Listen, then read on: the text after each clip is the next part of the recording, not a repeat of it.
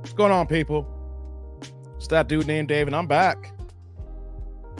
I am back in the building. Back in the fold, y'all. How y'all living tonight? It's Wednesday evening. My voice a little bit out, guys. So we're going to see we try to get through this today. Before we get started, y'all see the thumbnail? Y'all see the title? At least 200K? Oh my God, y'all. She wants other things too, y'all. That ain't it. That ain't it besides 200K. We gonna get into it, y'all. We gonna get into it. I'm glad everybody's here today. We just getting started. Before we get this party started here, guys, I need to know if I'm struggle streaming. Press one if y'all can hear me out there. I don't get started. I'm talking. And then be like, yo, that dude, we don't hear a word you're saying. Where my ones at, people? Can y'all hear me? Where y'all at? Let's get this party started. Need the ones up. Also, too, guys, likes up in the building. I need the YouTube algorithm still. I am not above the law. I need some help. If y'all watch these videos, you gotta press like. I've been here long enough here, right? Likes a loot. I ain't gonna front, y'all. I'm not gonna hide it. I don't do these things for free, guys. No, y'all getting this content. We building a community here. But you know what though? Likes and or loot. Super Chat Wednesdays. Oh yeah, we in the building, y'all. We are here. See the chat filled up here right now. Let me see what we got here first. We just getting started, guys. What we got here, y'all? Hey, we got Thomas in the building. My man Thomas is here. Thank you, Thomas. Click that like button. Yes. Thomas gets it. I hope the rest of y'all do. Likes up, guys. Likes up. What's going on, Jurgen? What's going on? Shantae's back. What's going on, girl? Big Smooth. Salute, Dave. Shout out to the chat. Salute to you too, brother. What's going on, T? You from the shot too? That's what's up, T. Chicago represent. All right, Jurgen can hear me. No limit. That's what's up. What's going on, Big Smooth again? Yeah. Thomas got me. All right, cool. What's going on, Derek? What up, Dave and the Annie's crew? What's up to you too, brother? How you doing? You living out there? What's up, family? I see you, man. Dank in the building. That's what's up. Well, how you doing, brother? Good to see Dank here. All right, Derek can hear me.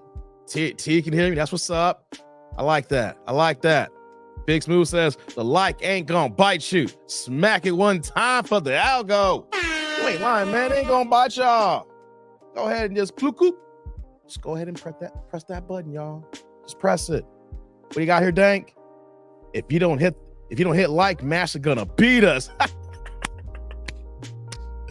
Oh man, you killing me already, Dank. You killing me already. Oh, we just getting started, guys. Hold on here. Let me do this here. And y'all know why I said like salute. All of my live streams are demonetized, guys. You think I'm lying? Why did I say like salute? All my live streams be demonetized. And let me give y'all a little tidbit what goes on here. When it gets demonetized, I gotta submit for a review for YouTube to check into it, right?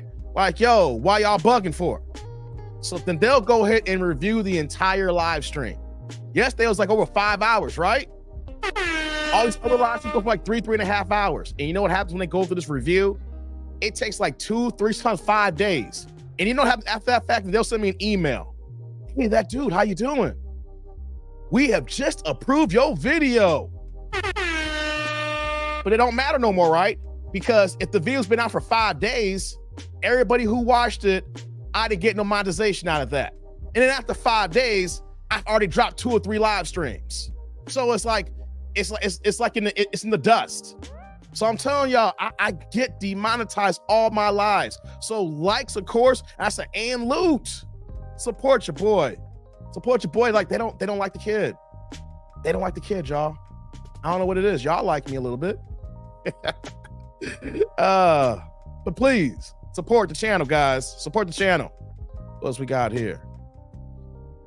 Derek says, okay, I see that. What's going on, Pinball? You Mississippi. Oh, man. Okay. And you all over the place, brother. All over. What's going on, Detroit? Good to see you, man. No Smoke. That's that dude. Who's his name? Dave. No doubt. What's going on, man? Vince in the building. What's popping, Vince? Good to see you. What's going on, PA? Do you get credit for the watch time on the review? Hell nah, PA. Ain't no credit. Ain't no credit. You know why? Because ain't no advertising on the video. So it's not like they can credit it because they don't know who they will place on there. You know, so nah, we don't. So literally when these get demonetized, I'm cooking for free unless y'all donate. So I gotta let y'all know, likes and or loot. If you ain't got the money, you gotta press the like button. Please, please, please. Vince says, respect, Dave and family. I made sure I hit that like button away in. Thank you, brother. Thank you. Let's get this party started, guys. Let's get this party started. Let me pause the music here, guys. Yeah. How's everybody doing tonight, guys? It's Wednesday. My voice kind of going out already right now. It's been a long week already. Well, from the weekend and then going into this. Whoa, I hate it when this happens, but hey, you know what? We're going to fight through it, baby. Y'all see a thumbnail. Y'all don't care if your boy is sick or not. Y'all want to know who taking the L. Oh, man, so how y'all doing tonight? Once again, I am that dude named Dave. I am so glad that y'all welcome to this live stream again today. Just want to give you a little house cleaning. We're going to get to the business, guys. We ain't going to long stroke y'all too much here, right? Stay hydra. I have been Vince. You know, it's just a voice. You know what I'm saying? It happens when you become a live streamer and then you put in hours. You know, this is an instrument. And so you're putting so much work on it. Sometimes, you know, you gotta balance that out. So like I said, I'm that dude named Dave. Likes up in the building here. I hope y'all appreciate this. We're not going to long stroke too much. We're going to get into the dick-nanigans pretty fast here, guys. You know what I mean? But before we do that here, I just want to say, for all the previous content, you know, I took some days off because I was in Vegas, got back late Monday night, Tuesday morning, but we live streamed yesterday. You know, we normally don't do Tuesdays, but, you know, it was the first day back. It's the first of the month. So, yeah, we cooked for like over 5 hours yesterday. So if y'all miss yesterday's live stream, you know what y'all can do? After this one here, you go like, hey, let me go ahead and queue up that dude's live stream. Yo, we cooked for like 5 hours, baby. Cooked for like 5 hours. Then he says, can't you run ads that will play during your live stream? No, I can't. YouTube controls that, Dank. I can't control how ads are run. That's how the YouTube algorithm works. I'm a monetized channel. They look at my niche space here, and then they look at previous advertisers, and then they place them as see fit here. I have no control over that. I have no control over that. Vince like, no way in hell I can talk that much. Hey, man, you got to do what you got to do, baby. We got to do what we got to do, you know, but it's the job. It's the job. It's manual labor. So, yeah, like I was saying here, if you guys missed yesterday's live stream, go ahead and check that out. 5 hours, but after this one here, because we got you live here. So, you know what the thing that kills me, guys? Not kills me, but I find it so interesting that so many people who come and hit me up and like, man, I missed the live, right? And then like finally when someone comes, like, I finally caught a live, right? And it's like, oh, damn. You know, so people be looking for the lives and everything like that. And you know why people don't find them? When your video's demonetized, YouTube doesn't push the video, even to the people subscribed. So a lot of times here, you know, you might see a few in your algorithm, on your when you scroll down.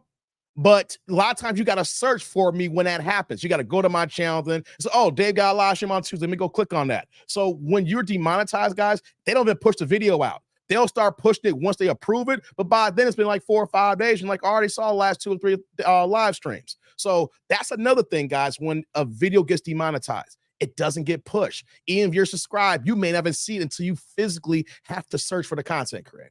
So support your boy on that one. Just want to give you all a little bit of homework on that here, just in case you're saying, yo, where you been at, Dave? That's just what YouTube does. That's just the game. This is how they get it in. So like I said, that live stream yesterday, we had a lot of fun. We kicked it. First day back, I gave you my synopsis on Spence and Bud Crawford, you know. Man, I'm back from that. It was a good weekend in Vegas. It was hot as hell. Lord have mercy. But we back into the shy here. We back in 80-degree weather. So, hey, it's all good. Vince says manual labor, right, Dave? You're the product. Hey, Vince, this is manual labor because I am manually talking, giving out information, being entertaining here. This is a form of manual labor. Do you think that manual labor only happens with your hands? See, that's what you see. I said that I knew I was going to throw some people off here. Manual labor doesn't just mean you work with your hands. Manual labor means you're doing something manually. This can't be automated unless I'm AI'd in this piece here. This is manual labor. Some people may not like that, saying, "Oh, you just sitting on your ass doing nothing." No. I'm doing these 3, 4, 5-hour live streams. These are my own thoughts. These are my words. I do my homework and my research for certain things here, and then I'm sitting here and I am working. This is manual labor. Some people may not like that. They're thinking, "Oh, manual labor is working in construction." No, that's a form of manual labor, So yeah, that's right, Vince. So like I was saying there, check out yesterday's live stream. One thing I realized too is that I told y'all, I'm a big Spence fan. I'm not going to harp on this. I just want to do this for 2 seconds here. I'm a big Spence fan and he lost. And, we as men, we own that because in sports, your team or your guy will lose, right? Your guy will lose. And when your guy loses, it sucks, right? It's like, damn, you wanted to be the winner. And after, the malaise of being down for a second, I'm back into it, Man, a whole bunch of my cats from Texas is in mourning right now. And I have to be mindful and cognizant of my peoples in Texas because they root for Spence. Spence is it's their child. They adopted him. He's hometown. He's local. He's homegrown. You know what I'm saying? He's part of them Cowboys. And the Cowboys don't win. So they hurting right now. So guys, as I move on here, I understand your pain. Our guy lost, but he lives to fight another day. Hey, you weren't going to get no money from his purse. You were not going to be backstage with him. You were not going to be with the entourage and be at the parties. It's just the fact that your guy lost, man. And y'all know that I don't like Bud personally, but I know that I do admit that professionally, he is great at what he does. But guys, it's going to be okay. For my Spence fans, it's going to be okay. Vince no, Dave, you just made that up, but you are the product. I didn't make nothing up, man. I don't lie to y'all. I don't make nothing up. But guys, it's going to be okay. We're going to live to fight another day. You're going to live to fight another day, guys. So I feel your pain, but we got to move on. Then he said, Dave, you are putting that work. I do recognize it take work to get updated content and talk for 5 hours sloop, bro. Thank you, Vinny. I appreciate all y'all, man. Eric Jordan, EJ in the building. Salute to my man, Eric Jordan in the house here. Good to see you, brother. Yeah. So that's all I want to say on the fight here. I don't want to keep harping on it, right? It's over. I don't have a boxing channel to talk about it here, but Arrow lost, Bud won.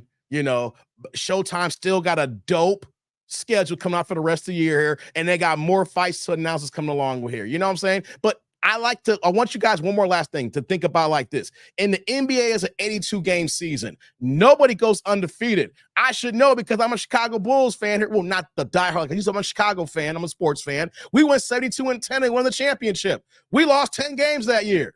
One of them was to the damn it Vancouver Grizzlies. But you know what, though? No one cares they lost to the Vancouver Grizzlies because you want to know why? In 96, they got that chip against Seattle. Guys, people in sports, no one goes undefeated except for Floyd Mayweather. Floyd Mayweather goes undefeated. Was it Rocky Marciano? He goes undefeated. But the 72 Dolphins went undefeated. But no one in baseball goes undefeated. No one in basketball goes undefeated. So, guys, it's going to be okay. You will live to fight another day, and you'll be able to root for your brother once again. All right. We don't get anything if he wins or loses, just some happiness and joy. Or if lose, of course, you get a little sadness here. But that's the sports, though. They go on to do it another day, guys. So I just want to do that little disclaimer out here. PA says, Spence fans got to learn how to lose. I played a football game and scored 2 touchdowns and lost 42-12. L's are going to happen. Hey, PA. I like it's like, yo, I got it in. I got 2 touchdowns in the game. I was working. What was the final score, PA? We lost 44-12. I put the points on the board, says PA, and we still got washed. I hear you, man. I hear you. But no, though, it's not sour lucks, PA. The people who I run into, it's not sour grapes. It's more like a depression because the way Spence got handled, like it was like it was a close fight, and then he got caught, and then Arrow took over. Butch took over the fight, and then just dominated. It was just a one-sided ass whooping. So it's like, yo, how did our guy get his ass whooped like that? So you know what I'm saying? It's not like they're sour grapes. It's more like a funeral happened. You know what I mean, PA? I feel you, though. Vince like, I'm feeling for Spence. We them boys. I got a C note on Spence next time, and I want the odds. Okay, brother. I hear you, Vinny. I hear you, brother. Hey, what else we got here? We're about to get started here. Let's see. Vinny said, they did my boy Mark Jackson bad on ESPN. Yes, I heard about that, Vinny. Yeah, hey. But is he officially fired, or he didn't want to take the demotion? Because the initial reports were that he was going to be off the A team, pun intended, right? They was going to put him on the B team. So I don't know if his pride kicked in, but let me know. Did he actually quit? Because they said there was an option that they was going to put Dorisberg and Doc Rivers on the main play-by-play, but he had a chance to go ahead and was it the Mike Breen team, whatever like that. So let me know on that, guys. I'm not sure, but I thought he had the option to go to the B team where those let him go completely.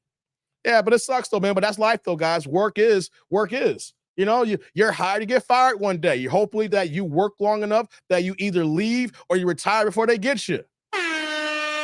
Or you find a place where you're valuable. But when the sports content media here, it's not like that these days. ESPN's been cutting the axe. They've let go so many high-priced talent. So that's the game, baby. I've been laid off from work before. If you've never been laid off before, you don't understand it. You're hired to get fired. But if you're getting laid off, they're going to get a severance check or they're going to get the rest of their contract. So it's not all's lost here. They're in the 1% of earners. So it sucks to lose their job, but if they've been managing their money right, they're going to be okay. And if they were really smart guys, they would come on YouTube and build their base like me. They have a face. They have a platform. All they got to do is get on YouTube and hire a team and get this going here because, they're high-priced millionaires. So if they're really smart, who cares about getting fired? Go ahead and get a YouTube channel and get your money 100%.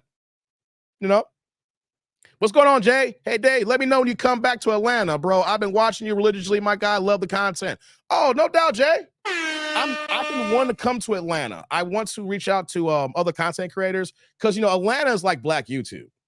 So many content creators do live in Atlanta and people who I do know personally, they in the ATL. So I was telling myself like early in the year that as far as trips are concerned, I've added Atlanta back into my travel schedule because I want to link up some other YouTubers and do some collabs, but I haven't decided who I want to collab with yet because the collaboration game is very fickle, guys, very fickle. Person you collaborate could be boys with today, could be your enemy tomorrow. So I just want to play that the proper card way when I do come to Atlanta, who I want to collaborate with not, and who will be available when I do come to town. But I appreciate you, Jay. Thanks for coming through, man. I appreciate that, man. Don't be a stranger in the chat section, man. You part of the AIG, man. ANH crew, AIC. That's what's up, man. Pooh Man said the Bulls came close to 70 some games, I think, was 7 years old. No, they did win 7 games, Pooh Man. They ain't come close. They did win 72 games. 1996, they went 72-10. 1997, they went 69-13. Then in 1998, did they go 60? They went 62-20. Who, man, they already got the 72, buddy. What are you talking about? Cole came close to 70. They're the first to do it. Golden State won 73 and didn't win the championship. So I don't even recognize Golden State. They won one more game than the Bulls, but didn't win the chip because they got beat by LeBron. So no, the Bulls it ain't no come close, Boo Man. They have 72 wins. That's what's up. Derek said, Dave, my Reds gave up 20 runs to the Cubs. What the F? I don't follow baseball no more, Derek. Sorry, can't help you. Sorry, can't help you, Derek. I don't follow baseball no more. I stopped following baseball when my coach was racist as hell, benched me for the whole season for no damn reason. The previous season before, I was starting third base. I was the third pitcher and everything like that. And I was the youngest kid on my team. And I was the only black person. New coach came the next year and benched my ass for a whole bunch of white boys who couldn't play a goddamn lick. My dad was not having that stuff, man. Never forget the last game I played. My dad told me in the car, if he benches you for no damn reason, you are done. And I got in the game, I got there, and he didn't play me. My dad ripped that jersey off of me and says, "Yo ass is done here," and cursed out the coach, and it was over. So I have to tell you, Derek, that happened 31 years ago. So, Derek, me and baseball ain't been on the same track since. Your boy was a cold baseball player, man. So that's what's up. Can't help you on that run on the Reds, man. Hey, what's going on, Rhino? We're about to get this started here. Rhino, 72-10. Yes, sir, man. Ben says they was partying. Derek watched the Dodgers, y'all. Yeah, what's going on, Rod? Hey, Rod, you feeling better, brother? Hey, Rod, I got to be weird with you, man. You sounded real down when you cammed up yesterday. You were Rod, but I can hear in your voice that you were kind of struggling, brother, with that Errol Spence, man. It's okay, brother. You're going to live. It's going to be okay. Let's see here. Dank says, Braves games are fun. I haven't been. Hey, Dave, you must have a cannon. They must have a cannon playing on the hot corner third base. Hey, man. I was 12 years old throwing a 78-mile-an-hour fastball, PA. 12 years old, I could burn 78. 6th, 7th grade, throwing 78, man. That's what's up, man. Yeah, my arm could work, man. I was a sidearm pitcher too. So could you imagine 11-year-olds coming up against me, the only black kid, and I'm coming like I'm not even a tall cat either, PA, but I'm a short kid, and I'm coming over the side like Randy Johnson. And man, and here's the crazy thing too. I had a knuckle sidearm. That was my signature pitch. I had a knuckle sidearm. That coming like this and just drop at the bottom of the plate. Bloop, those white boys couldn't handle that. Sorry, got carried away by my old baseball days. I say I don't care about baseball, but your boy can play. You play center field? That's what's up, PA. Ross says, I'm good, bro. Okay, good to hear, man. Hey, man. Rod, I just got to keep it a book. You my guy, man. But your face, we Spence fans, but your face was like, damn, Dave. Damn, Dave. I mean, I thought, the way you looked for a second, Rod, I thought you was going to drop like an R&B song. I thought you was going to be like Boys to Men or something. Although we come to the... Oh, man, you about to do the end of the road, I thought, Rod. It's all good, though. Let's get this party going here, guys. Okay, guys. Hey, check it out. Let's get started here. Dank said, Randy Johnson killing the bird. Oh, I remember that, Dank. That bird came in. Randy had that motion, came in. So perfect timing. All you saw was dust and feathers. Randy Johnson made a bird explode. Hey, if you guys never seen that, guys, Google Randy Johnson bird, right? Man, that bird didn't have a chance. All you saw when he came over the side of that, and you literally see the bird coming in on the Zoom, cancel Christmas. Cancel Christmas. Oh, hey, check this out. Let's get this started here now, guys. We got our first in the game here. Shout out to my man Rastas with the $2 holla. Turn the chat blue. Rastas is the first contributor for today's show. No questions or comments. My man's here for the straight love of the game. Hey, Rastas, man, how you doing? First things first, brother. Salud. Thank you for the holla. I hope you're doing good today, brother. It's hump day. Hope you enjoy this stream, man. Thank you very much. Thank you. Rastas, man, showing the love for me, man. I love that. Good to see you too, brother. And right behind you, we got my main man, Eric Jordan, with the $5 super sticker. Once again, no questions or comments. My man's here for the love of the game as well. Hey, EJ, my brother. Salud. Thank you for the holla. Hey, man, let me know where you at these days, man.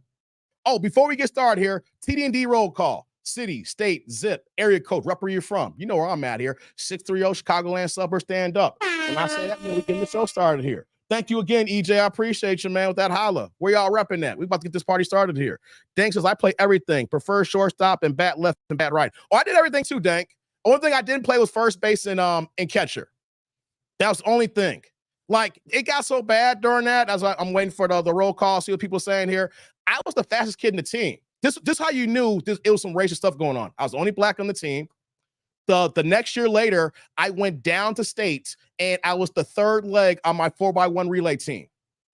I was running a 10-4 100-meter dash, right? Not that year, but my freshman year in college, I ran a 10-4 100-meter dash, right? Hey, your boy had wheels. That tells you how crazy races are in baseball is, that people will cut their nose beside their face. If you got a kid who's that damn fast, you put his ass in center field because he can cover all that ground. They would have put me in the outfield. That's how you know it was crazy. I never played baseball again. Like, yo, you literally could have a kid who's the youngest kid in the team do what he did that year before against a whole bunch of kids who went to high school, kids who were 2 or 3 years older than me, and then now all of a sudden, then your boy's on the bench for no reason. Hey, man, racism's crazy in baseball. That's why you see Dominicans and the Latinos playing baseball. You don't see the brothers. There's a couple of things regarding like how much it costs for kids to play baseball, but you're not going to find any kids interested when the coaches want to go ahead and do some crazy stuff like that. Let me see here. We want to get it going here now. I'm saying, okay, Rod, H-Town, stand up. That's what's up, man. Yeah. Eric Jordan, Pasadena, California, heading to Georgia. Stay safe on the road, brother. Casey as well. That's what's up, man. Stay safe, man. I was good at shortstop, but I couldn't bat worth a damn. Hey, I was batting like 620 in Little League. Oh yeah. I didn't my worst hitting year was like 522. Oh yeah, I wasn't a home run hitter, but I was a doubles triples guy. I put it in play, put in the field, doubles and triples guy. I was batting for about 522 was my worst season. No lie. My dad could tell you. What was there? I was okay here. Detroit, Pooh man, you in Detroit? That's what's up, brother. We got Detroit in the building here. What else we got here? Thanks at elementary school. Hold on. Dang, the chat is moving kind of differently here. All right. In elementary school, they wanted me to run last because I would leave all the white kids. Oh, yeah, you want to do anchor. That's what's up. I was also conference champion on the 4x4 relay team, third leg on that. I was third in high school, third in the conference in the long jump. Shout out to that. Third in the long jump here. I was fifth in the triple jump. Shout out to that there. When I got to college, I qualified for nationals in the long and the triple jump as a freshman. But I had a growing pull the last 2 weeks of the season, and I couldn't even compete. I tried to compete. It was so bad, guys. If you guys ever had a growing pull real fast, I was trying to at least get some jumps in for nationals, and I never forget we was up at Marquette for this meet here. And when you have a growing pull, you got to keep that warm. You got to keep moving. And I never forget that I was on the runway and I had got so much downtime that I couldn't even stay warm for about like 15, 20 minutes. I was running down the runway, and when I planted my foot, my leg just gave out, and I just stumbled into the sand. No lie. No lie. My season was over, and my track career was over at that point. That growing pull just took me out the game. Never forget that. Didn't get a chance to compete at nationals, man. It sucked, but hey, it is what it is. PA's like 10-4 is pretty much world-class speed. And with bad block starts, PA, bad blocks. Bad blocks. And I'm a short guy too. And I didn't have the proper running form here, man. So yeah, man, I could burn. In my prime, I could burn. If you enter the AIC, don't hit the like button, you get the censor button. That's right, Pinball. What's going on, Anthony?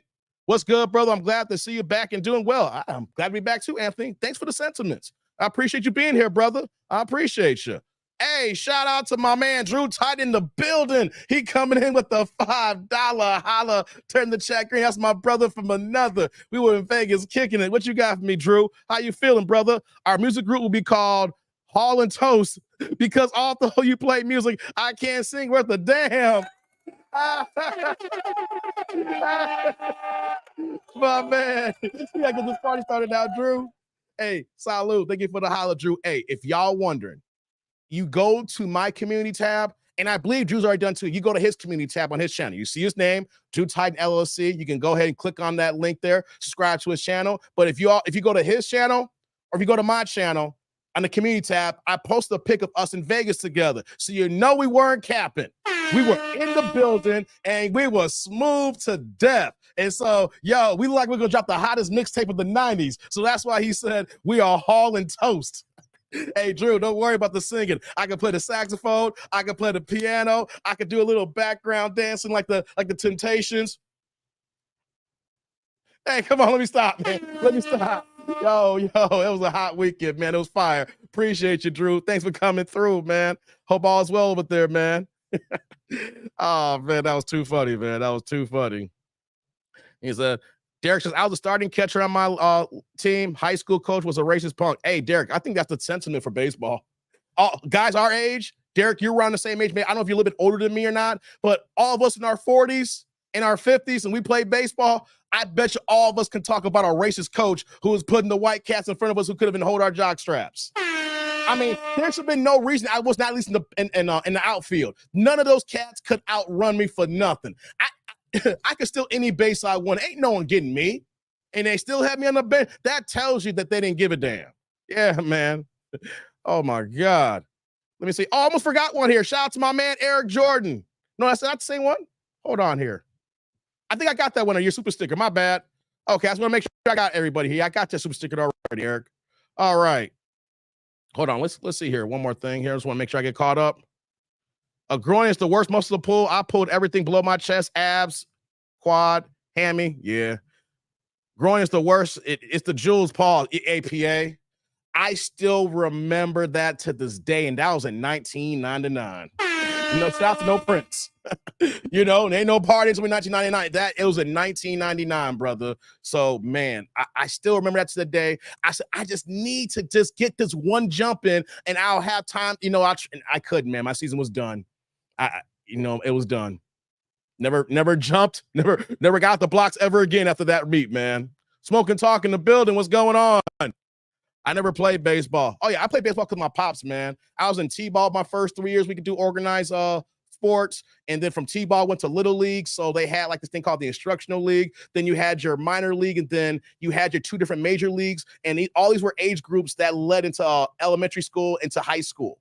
Yeah, man, I played all the way to like 7th grade, man. And then when I quit baseball, I immediately transitioned to track. Like that year that I was benched and my coach was racist, that very next year I tracked in the same season, went downstate, got my ass a medal, right? Got myself a medal. And here's the cool thing as I move on here. That same weekend, I met Walter Payton and his son, Jared. Jared was 1 year behind me. And I never forget meeting Sweetness in 1999. Rest in peace to one of the greatest running backs all time. Of course, he's a Chicago legend, but one of the greatest football players and running backs all time. Sweetness Walter Payton, man. Never forget that. I was downstate. It's like, yo, it's Sweetness in Peoria, Illinois. That's right. No, Illinois. Yeah, man.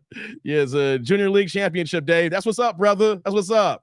So Derek says that dang, I played against Mark McGuire in high school. That's dope, man. You played against some pre-steroids. Or was he juicing back then too? We just didn't know about it. Hey, man. Okay, guys, let's get into the things here. Excuse me. Likes in the building. Man, got a frog in my throat. Lord have mercy. That's embarrassing. It's all good, though. We're going to get through it here. You can tell this is live right now. No editing. Check it out, guys. Let's get this party started. But before we start the live stream here, y'all see the thumbnail. She wants at least 200K. Before we get into that, I think we need to have a discussion about Lizzo. Oh, no, guys. I got this information from Derek. Shout out to Derek Gaines. Damn, my throat is a little messed up here. I apologize, guys. But shout out to Derek Gaines. He went ahead and sent me some information regarding Lizzo yesterday. So I was like, hold on, Derek. I can't discuss this right now because we're mid into the stream we got yesterday. So I was like, I'll probably tackle this tomorrow. So I was like, yo, let's talk about it right now. We got some updates here. So like I said, likes up in the building here. But as we know, guys, Lizzo's in a little bit of trouble. How much of trouble? I don't know. But in a situation like her, bad news is not good news. Like when you hear people say like, hey, when you get news and you're trying to get content out there, it's about getting your name out there. But what Lizzo got going on is not the thing that she's got going on here. And it's a lot of irony in this story, guys. So let's pull this up here, guys. I want to pull up this TMZ article, guys. So let's do this here. Whoops. Lizzo accusers dancers feel retaliation, do what she wants or else. Hey, guys, likes up in the building here. Whoa, this sounds serious here. This is the latest update from TMZ about a couple hours ago.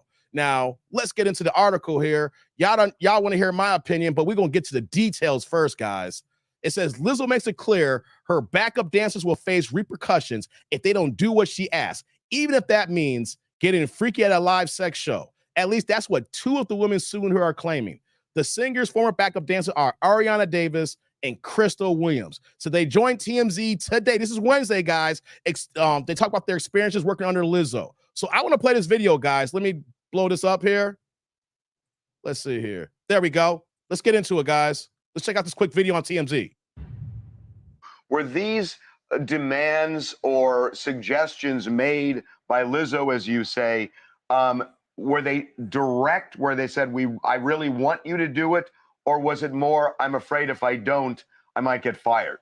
Yeah, I think for both of us, there was like this always looming feeling of thinking that if you didn't do something or you didn't adhere to certain suggestions or demands that your job could be in jeopardy. I mean, there have been specific instances, for example, whenever we were in contact with our agents and we were trying to negotiate receiving a retainer while we were working with the team, things kind of started being more tense in the work environment, more hostile. So right off the bat, we kind of already felt like the energy was shifting. And after negotiations for retainers began, we got an email before one of the shows, basically from somebody from her management team, saying that the way that we have been acting was unprofessional and the attitudes that we were exhibiting on the job was unacceptable, and that it could be grounds for termination. And that's just one specific instance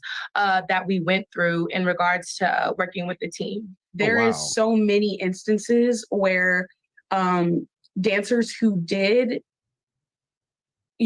have fun with her and, go along with like what she was doing and, be down for anything, that they were favored, they were hired for more shows, they were invited on, like private jets and to do cool things and, could hang out with her in like tropical settings like Hawaii and stuff like that. Some of our coworkers, it's just like there was no line between professionalism and personal. Oh, wow. And so we had in our minds that if we weren't, down for anything, that we would then be ostracized later. It was this unspoken thing in the camp that if you... Wait, before she goes on here, right? Did you notice earlier that she put up air quotes about doing certain things? Like, that insinuation, guys, is going to go quite a far way in these allegations and as far as what this lawsuit is going to entail here. By doing this here, the air quotes and what she is insinuating, we're going to let it play some more here. But it sounds like, it's like you said, it's not just professional, personal, little bit of pay for play. Doesn't it sound like you got to adhere to the rules or, get out? It sounds a little like you got to be part of this cause here. Now, of course, these are allegations, but let's let it cook some more, guys. Weren't super fun. Like if you like skipped out on all of the like outings and, all that stuff, that you wouldn't be seen in good favor from Lizzo, and that you would then not be considered like one of the people that is like cool and down for anything, and then therefore not be booked for as many jobs. You mentioned that there was some kind of a dispute over a retainer. When you parted company with Lizzo, when both of you parted company with Lizzo, was it just kind of happened? Were you terminated? Did you quit? How did the separation go? Yeah, for me, my situation was a little bit different than Ari's. There was a meeting that Lizzo had. It was a more, well, all of our meetings were pretty intense, but this one was a more intense meeting with her, just emphasizing the fact that she wasn't pleased with our performing and that we still weren't dancing up to, her standards. And basically this was after the intense re-audition that we went through after, having hours of rehearsal, to which she then brought up the allegations of us drinking before shows. I raised my hand to speak. She allowed me to speak. And in that moment, I let her know that, we never partook in those activities, and that we would never put ourselves, her, or the show or our jobs in jeopardy. And days later, one of her tour managers terminated me in a hotel lobby. What goes into my oh wow, that's a lot there. So I don't want to crack no jokes here, but I understand Lizzo got an image with all these big girls and dancing, and I'm just kind of curious if anybody's seen a Lizzo show, because my thing is, people try to say, oh, how could she be overweight? She dances all the time. No, you're still overweight just because you dance for fun. But I'm just kind of curious, has anybody seen a Lizzo show and seen the backup dancers, how they perform here? Because I'm just curious, though, that being this size here, it's not going to be great overall for dancing continuously. I could be wrong here, but y'all ain't losing no weight. And I'm just kind of curious how this works out, guys. So let me know. Let's let it play a little bit more here. Termination is that I had felt for a really long time that they were questioning my abilities due to weight gain. It was never explicitly said, hey, you know, you're gaining weight. Your job is in jeopardy. It was never that. It was very nuanced. It was very under the rug. And I think that language was used to keep from being canceled. Previously, she had said, you know, she was worried about me at South by Southwest. And when I was at South by Southwest, that was the first time I had showed up to a Lizzo event or gig, noticeably having gained weight. There was nothing different about me. My performance skills were the same. My demeanor was the same. My energy was the same. The only thing that was different about me was my weight. And in this meeting, she stated as well that, you know, dancers get fired for gaining weight. And then she kind of paused and looked at me. Wait. Lizzo literally said, dancers get fired for gaining weight, but all your dancers are all overweight. Wow, the irony in that, guys. The irony in that. Dancers could get fired for gaining weight, but all your dancers are over 225 plus here. You know, Lizzo's over 300 pounds. I find that very ironic, fellas. At me, and I still don't know if she really meant to single me out in that moment. But when she looked at me and she said that, I was kind of like, so she's really concerned about my weight. And then, you know, when we had that private meeting, when I was kind of cornered, they kind of wouldn't let me, you know, get away with not telling them something personal. So, and a reason why something was wrong with me. So I ended up telling them that I struggle with, you know, anxiety and depression, and that I'm in recovery from an eating disorder. And as soon as I said eating disorder, they immediately were like, oh, like in their head, it was making sense as to why I was gaining weight, because it had something to do with an eating disorder problem.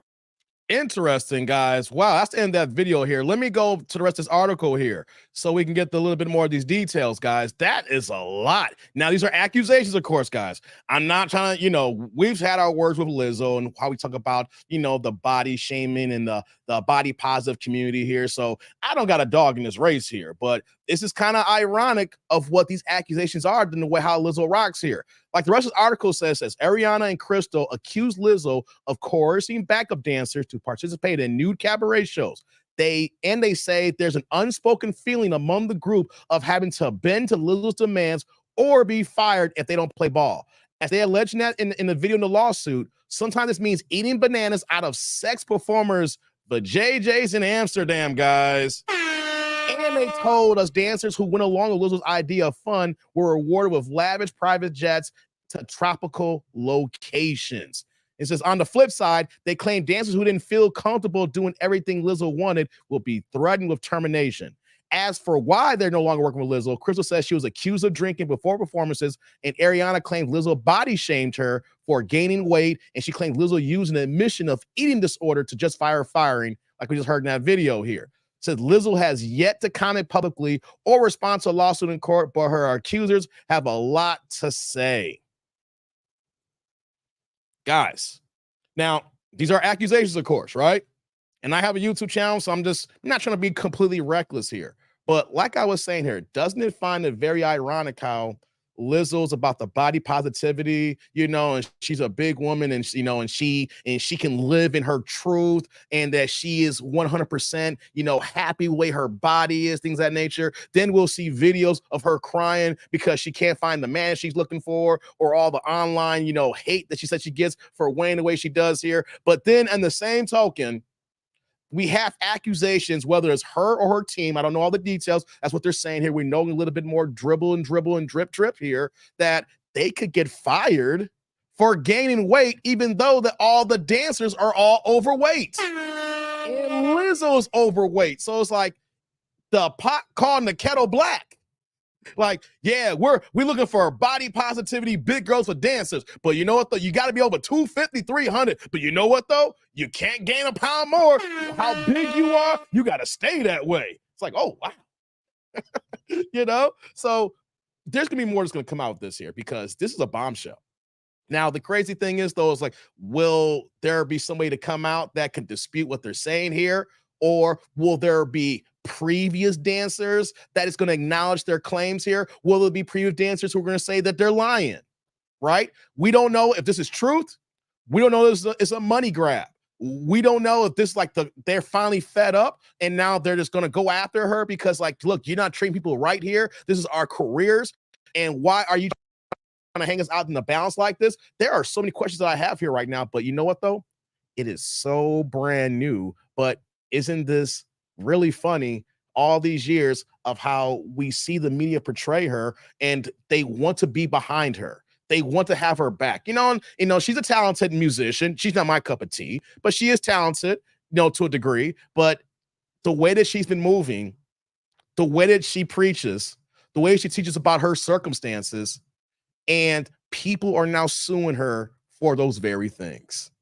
Oh man, guys, I'm gonna have my popcorn open. I want my front seat because I want to know how this turns out here. I mean, at the end of the day, this is how she runs her company, and these are truths here. This is gonna be very damning alarming for her.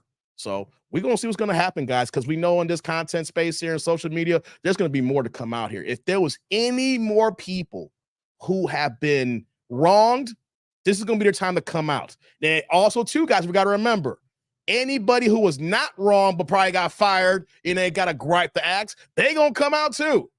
So this is going to be a telling story, and I can't wait for the details to come out, man. So, hey, man, that's what it is right now for Lizzo. People are suing her, and we haven't heard a response from her, but when we do, we'll talk about it, guys. Thought that was interesting. Let's move on to the next story, guys. We got to move on here. But before we do, let's get to these supers, guys. What we got here in the building? Derek Gaines is back with the $2 holla. Turn the chat blue says, wait, she had a whale show picking out the big girls. Hey, man, a whole show, my bad. Hey, let me read that again, man. Wait, she had a whole show picking out big girls.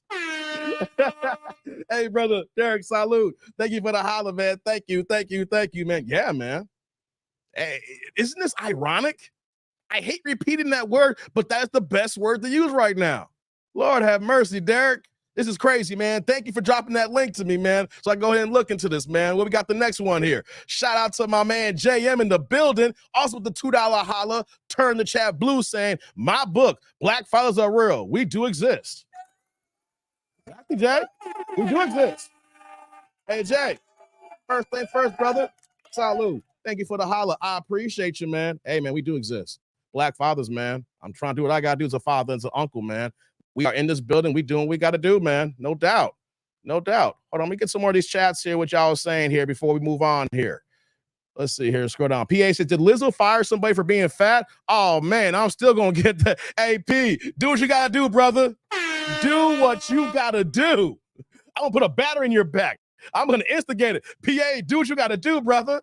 Do what you got to do. No doubt. Let's see who else we got here. Don Jeter in the building. What's going on, brother? Well, people that don't graze, it may be over for Lizzo the Hippo. Hey, man, who knows? Who knows, man?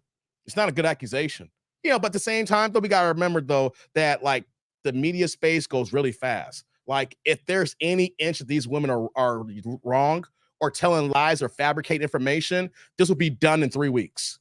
So it all depends on if these are true accusations. If these are fake ones here for a money grab, this will be out of our space in 3 weeks, guys. So we're going to find out soon, no doubt. We're going to find out soon, no doubt, man.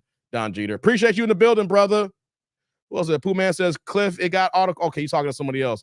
So I'm about to body shame Lizzo. Stop it, PA. Oh, man, PA, in the chat, you seem like you lit right now. Man, I should have played that Lizzo video for you. Look like you about to go off, brother. What's going on, Clifton? Accusations, all they need to cancel a black man. Clifton, facts, my brother. All he needs is an accusation on us. But you know what I'm going to say, Clifton. They need more than the accusation to take down a woman, though. Need more than the accusation to take down a woman. Right? For us, though, Clifton, we ain't got a chance.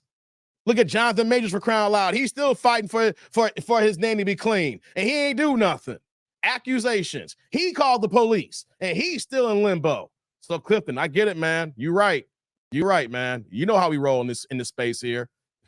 I ain't got to argue on that one. We on the same page. What you saying here, Gus Clifton? To quote in the line, Deuce Bigelow, that's a big, hey, come on, man. Why y'all do that to me? Why y'all keep doing Deuce Bigelow on me? Hey, man, come on, man. Hey, hold on, before I move on here, shout out to my man, Old School 61 with the $5 holla. Turn the chat green here. Once again, guys, no questions or comments. Here for the love of the game. What I'm talking about, baby. Hey, Old School, brother. Salute. Thank you for the holla. I appreciate you, man. Thank you. Hey, man, y'all just dropping this love for the game, man. Hey, here's the thing, guys. I said this before. Some of y'all may have missed this here. If you have a question you want to ask, if you put in the super, that goes to the top of the line, and I have to address it. You know, same thing with Shantae yesterday. Shantae wanted some dating advice, and she dropped the super. So you know what, though? I said, hey, let's go ahead. We'll pick it up at the end of the show, and we gave Shantae some tips here. I'm just using that as an example to say, if you guys have a question to ask and you drop in the super, that gets number one priority. But if y'all dropping for the love of the game, I appreciate it too. Thank you, brother. I appreciate you, man. Thank you. Let's see here. Derek says Lizzo had a show on Prime picking out big dancers. She did? Lord have mercy. What up, Dave? Been under the weather? Nah, I lost my voice, Old School. Just coming back from Vegas. I came back from Vegas to the almost 6 hour live stream yesterday. So yeah, man, the voice is a little bit out, but we'll be back, man. We'll be back. Don't worry. You know, this is nothing new. We got to keep work. We got to keep grinding, baby. Woo, woo, woo, woo. Woo, woo, woo, woo, woo. Woo, woo, woo, woo, woo. I gotta do some more exercises, you know, so I can, you know, keep going for as long as I can. I went like almost no breaks yesterday, you know, but I gotta get this me good, you know what I'm saying? Woo, woo, woo, woo, woo. See, I almost got it right. Woo, woo, woo, woo, woo. You know, I just need to, you know, it's gonna come back. I'll be back to normal soon, guys. Don't worry. By the weekend lives, we'll be back to normal again. Don's like, what's cracking? Hey, nothing much, Don G. It's all good, brother. T. Lee in the building. What's popping, T. Lee? Good to see you, man. T. Lee in the building. Hey, Dave, how tall Drew Titan? I saw y'all pick. You like a hobbit, man. Drew's like 6'4", 6'5", like 250, man. I already knew y'all gonna have the jokes before I took the picture. I'm like, it don't matter. Drew's already a big dude as this, man. Drew, hey, pause. You know what I'm saying? But, hey, you see Drew in person? Yeah, don't try him. He could, book up. He ain't got to whoop your ass. He could be like, book up, be gone, fly. Hey, man, I'm just telling you, Drew is built. Drew's a heavyweight. When I first met him in October at the Barclays for the Deontay Wilder fight, and then seeing all the other heavyweight fighters, Drew could be in the ring with these other fighters. He said he can't do it, right? But if you see him face to face and match up with all the fighters we saw, yeah, Drew could be in the heavyweight division, man. Hey, man, he a big brother, man. I'm glad he's on my team. I'm glad he's my guy. Something goes down. Hey, Drew, I need your help. Hey, man. Yeah. He saw, man. He saw. John said he might. Yeah, said, what's going on? Oh, Jay's back again. What's going on, Jay? You back with the $2 holla. Turn the chat blue here, man. What you got for me, brother? Let me move my screen over here. Says Lizzo been losing weight, yet screaming, be fat, boo. Hey, Jay on one right now. Oh, you got started too, Jay. Hey, Jay. Salute. Thank you for the holla, man. I appreciate you, man. Thank you. That kills me. She's not losing weight because she's been the same weight all this time here. And here's one thing we can understand. If you are really eating right, guys, you're following the right times to eat, you are sleeping properly, and you're exercising, she in no way should be 312 pounds. As long as she's been an entertainer in this game for how long she's been in now as a pop celebrity, there is no way that she's been the same size all these years. Hell, if she just changed her diet and her caloric intake, some weight loss would have happened by now if she even ate a healthy lifestyle. And the fact that she's a performer and she does dance and goes on tour, there should be no reason that she's never lost any weight, even though she's saying that. Come on, it's just how we know the body works. What you put in and what comes out. It's crazy, man. It's crazy. Thank you for the holla, man. Let me do it one more time for you. Appreciate you, man. Right behind him, too, we got Derek with the $5 holla. Turn the chat green here. What you got me, brother? Dave, we talked before about this. You're a prime example of what a man could be with his father in his life. I'm still jealous. Oh, man, brother. Man, thank you, bro. Man, you had to drop a super for that, brother. I appreciate this, man. Salud, brother. Thank you for the holla, man. Thank you, thank you, thank you. I was going to say I'm far from perfect, man, but I will say that, you know, having him in my life, I can see how my life's been different without him. Like, there's really times when I kind of reminisce and I look at certain scenarios and I say to myself, dang, that could have went real left for me, or I wouldn't be here today if he didn't step in and do that. You know, even miscellaneous things that some people might forget. And then you come back and it's like, man, you know, that's what's up. And he laid a standard bearer of what fathers need to be. And I know I'm gonna make my mistakes, but at the same time, though, that I had a teacher to showcase what's needed as far as a disciplinarian, being a father, being a dad. There's two different things, you know, saying being a dad and being a father, being a protector, being the covenant, things of that nature, man. So I appreciate that, Derek, man. Thank you. Man, don't need to be jealous, man. All we gotta do is just keep working stronger and getting better, man. We got to keep working stronger and getting better. You know what I'm saying? Don't be jealous, man. You know, we can keep talking about this, man. We all can uplift each other. That's what it's all about, baby. It's all about working on each other every single day. And Derek right back again with the $2 holla. Turn the chat blue. Here we going back to back here with Derek here saying Drew has that death touch from Kill Bill too. Hey, man, for real, you do. Hey. Hey, you do, man. Derek, one more time. Salute. Thank you for the holla, man. Thank you, thank you, thank you. Man, I'm telling y'all, Drew is literally a big brother. I mean, not like the dude. Hey, what you see on camera doesn't do it justice. He is bigger in person. He's a big boy. What you see on camera and like the shorts that you see, hey, dumb trolls would not even attempt to try him if they saw him in person. That's a fact. There's no way that if you saw Drew in person and know he goes to these fights that you're going to go ahead and talk crazy about him. You know, you get your feelings hurt quick, fast, in a hurry. You know? I'm about to move on now, guys. Dave, you stay there singing and the dogs in the neighborhood started. Hey, old school. Hey, I don't care about them damn dogs. Hey, old school. Hey, let me do it like this here. I'm going to keep it a buck with you, old school. I don't give a mother dogs, okay? I don't care. Y'all gonna take this singing, all right? I don't give a about these mother dogs, okay? Y'all gonna get it. Woo, woo, woo, woo, woo. Woo, woo, woo, woo, woo. Woo, woo, woo, woo, woo, woo, woo. Hey, man.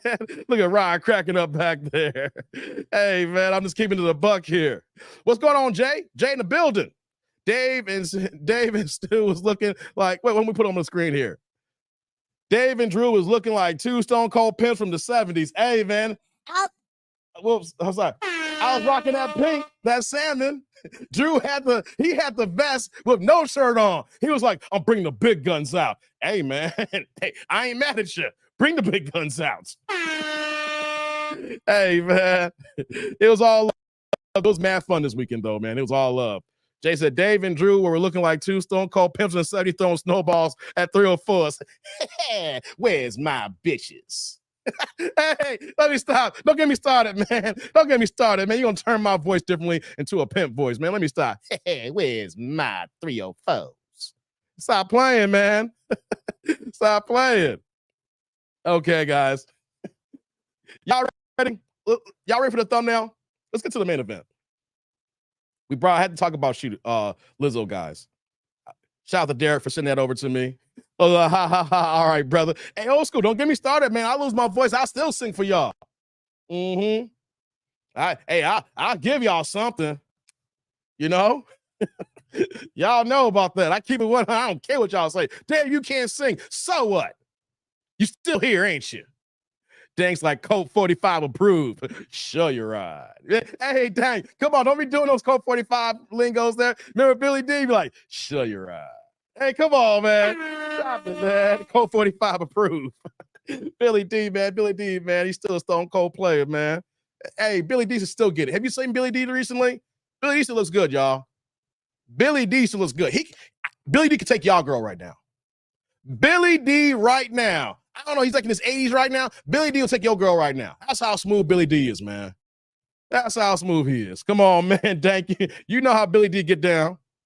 Pooh Man says, is Wayne Brady gonna have to choke her? Hey, I know, man.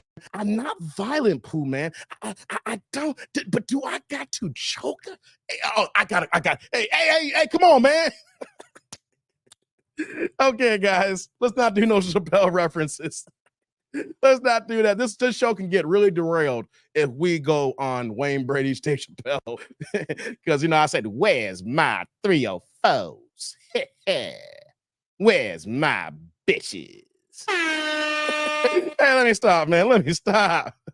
Hey, what's going on, Derek? Okay, we're going to get this party started here. Derek with a $5 holla, turn the chat green here saying, Dave, you think Drew can take Michael J. White? I got Drew in 5. Hold on, man. Hey, Derek. Hey, Miss Salud. I'm sorry. Nah, Drew ain't getting Michael J. White. You forget, Michael J. White knows martial arts.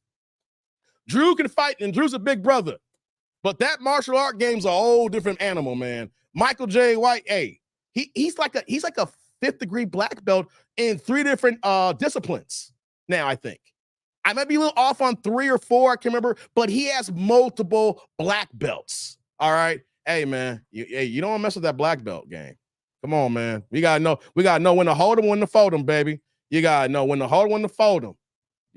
When people put that, they put that that Fu Manchu on you. It's over. You don't mess with that Fu Manchu. Y'all remember that in the 80s when y'all say you do that Chinaman work? That sounds so racist, right? But no, it's like, you say, yo, you doing that? And then they say, you got that Fu Manchu work. Hey, man, you don't want that Fu Manchu, brother. Shout out to Old School again with the $2 holla, turn the chat blue here. What you got me, brother? So you got to have vision. Come on, man. Come on, don't start Old School. Hey, brother. Salud, thank you for the holla. I really appreciate you, man. But Old School, you got to have vision.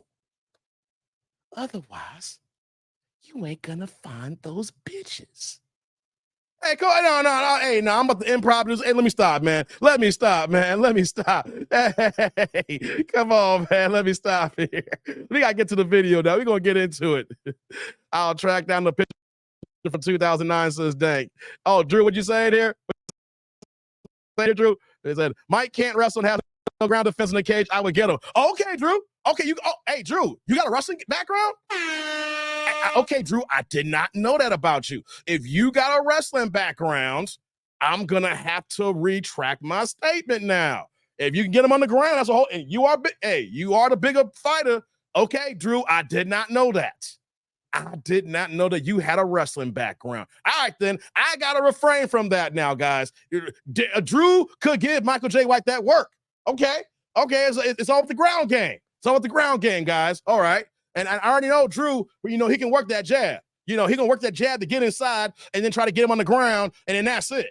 Okay, Drew, I will pay for that fight. Hey, I'm showing my age. Who remembers this? I'll buy that for $1. Okay, I'll buy that for $1. Hey, I'm showing my age, guys. Hey, man, stop playing. Old School said that Fu Manchu. You know what I'm talking about, man. Because says Code 45 put Schultz malt liquor out of business. Hey, man, that Schultz was. Hey, we're talking about Colt and Schultz. Come on, man. She told you, Dave, says Derek. Dave says, I'm an ankle pick. Hey, come on, Dank. Vince says, I'll take 106 over -7. It's not so hot now, Jay. Okay. Thank you. RoboCop. There we go. Nah. Clifton and Old School got it. RoboCop. That's what I'm talking about here. Hey, if Drew got that ground game, I'll buy that for $1. Hey, come on, man. Stop playing with me, man. Stop playing with me, man. Hey. Okay, guys. Y'all ready? Hey, let's get to the main event. Let's get to this video, guys. Y'all ready? Press 1. Y'all ready? Press 1. Having too much fun here, guys. Having too much fun here. But if y'all ready, press 1. Let's get this party started. Where my ones at? Y'all ready? Isn't Schultz kosher? I didn't know malt liquor was kosher. Dank. That's a new one for me. School me, guys. I didn't know that alcohol could be kosher. I know I'm ignorant. I know. I figured it out, Derek. I figured out the typos. 1, 1.5, 1.3, 1.5. 2 more fight talk. No, I can't do that, Derek. Can't do that. There's people who ain't fight fans. Isn't the moon wonderful? Hey, come on, Jay. Come on, Jay. Don't do that. Don't start quoting all. I just gave you one RoboCop reference. Don't start bringing all the RoboCop references now. Hey, come on, man. Okay, guys, we're going to get into it. Y'all clicked on the thumbnail. Y'all saw what the title is. Y'all, we're going to talk about some dick-nanigans now. We are going to talk about some dick-nanigans now because we know we deal with modern dating. And we deal with the women that once maybe, they're hoochies, or 304s or they're banshees, pukishas, women who are, not, the women who we talk about that's in the modern space and not traditional that guys have a hard time trying to connect with, and we've seen them say 50,000, they got to take care of themselves, right? And they'll say 75 because I deserve a little much. But the overwhelming majority, we hear about 100,000. He got to make 100,000. What about 90? 90's too low. What about 85? You're not gonna do 85. Nah, it's too low. And like just this. I'm saying this here. Basic math shows how crazy women's standards are because if you turn out a guy from 85,000 compared to a guy making 100,000 a year, that's only $1,000 a month difference. After taxes, that's about $670 a month, give or take, like $680 a month after taxes. Then, of course, a man making that money, hopefully they're being responsible, having money taken out for their 401k and savings retirement, right? So you're looking at about $600 extra a month that is broken down twice a pay period. So, most of us get paid twice a pay period. So more than likely, a guy who's making 85,000, a guy making $100,000 a year, the only difference is going to be about $300 to $400 a pay period, right? It's a good change, but it's not. It shouldn't be something that's a deal breaker for a girl. Saying, "Oh, girl, he make 85. Well, he make 100. Well, the difference is you get paid twice a month. You're a corporate man. Like, yo, he make about $400 more pay period. Yeah, he gonna need that 400. That's when we know women don't care about guys. That's when we know that they're only looking at the wallet and not looking at the quality of the man. Am I right, guys? Pinball says TND Sports Booking. Hey, come on, man. I ain't no sports bookie. But isn't that what we're looking at here? Like just doing basic math when they say, no, I got to have 100,000. But when you hear 85 or 90, it's like, are you serious? Like women do not understand basic math or just how they look. So I say all that to say we're going to get to this video here because this one is completely crazy. This one is delusional because we as men think things on a logical scale here. Thanks says correct. And Vince says, yep. All right, cool. We think on a logical scale here. Women think on this emotional scale. And a lot of times it's not really thought out. They say things that they heard other people say or other women say, and they feel they deserve this. They feel that they are entitled to what this man makes and that they should be the recipients of this here. Ain't that crazy when we actually look at it from that vantage and that standpoint here? So this video that we're going to get into, this was a long one, guys. This one, I want to warn you, is a long one. But I think that it should be covered because it's just something that we see more and more women are. And it is showcased that even if a woman is cute or attractive or how you think about it, right? That looks are just the outside and it doesn't showcase the entire story about a woman. And sometimes they could be a cute girl, but these ass care make them look ugly as sin. So let's get into it now. Before I do, though, Old School came right back with another $5 holla. Turn the chat green. Says, "Dead or alive, you're coming with me." Hey, come on, man, Old School. Hey, man. Salute. Thank you for the holla. I appreciate you, man. Come on, Murphy. You gonna do Murphy like that for me? Dead or alive, you're coming with me, Killian. Hey, come on, man. Come on, Old School.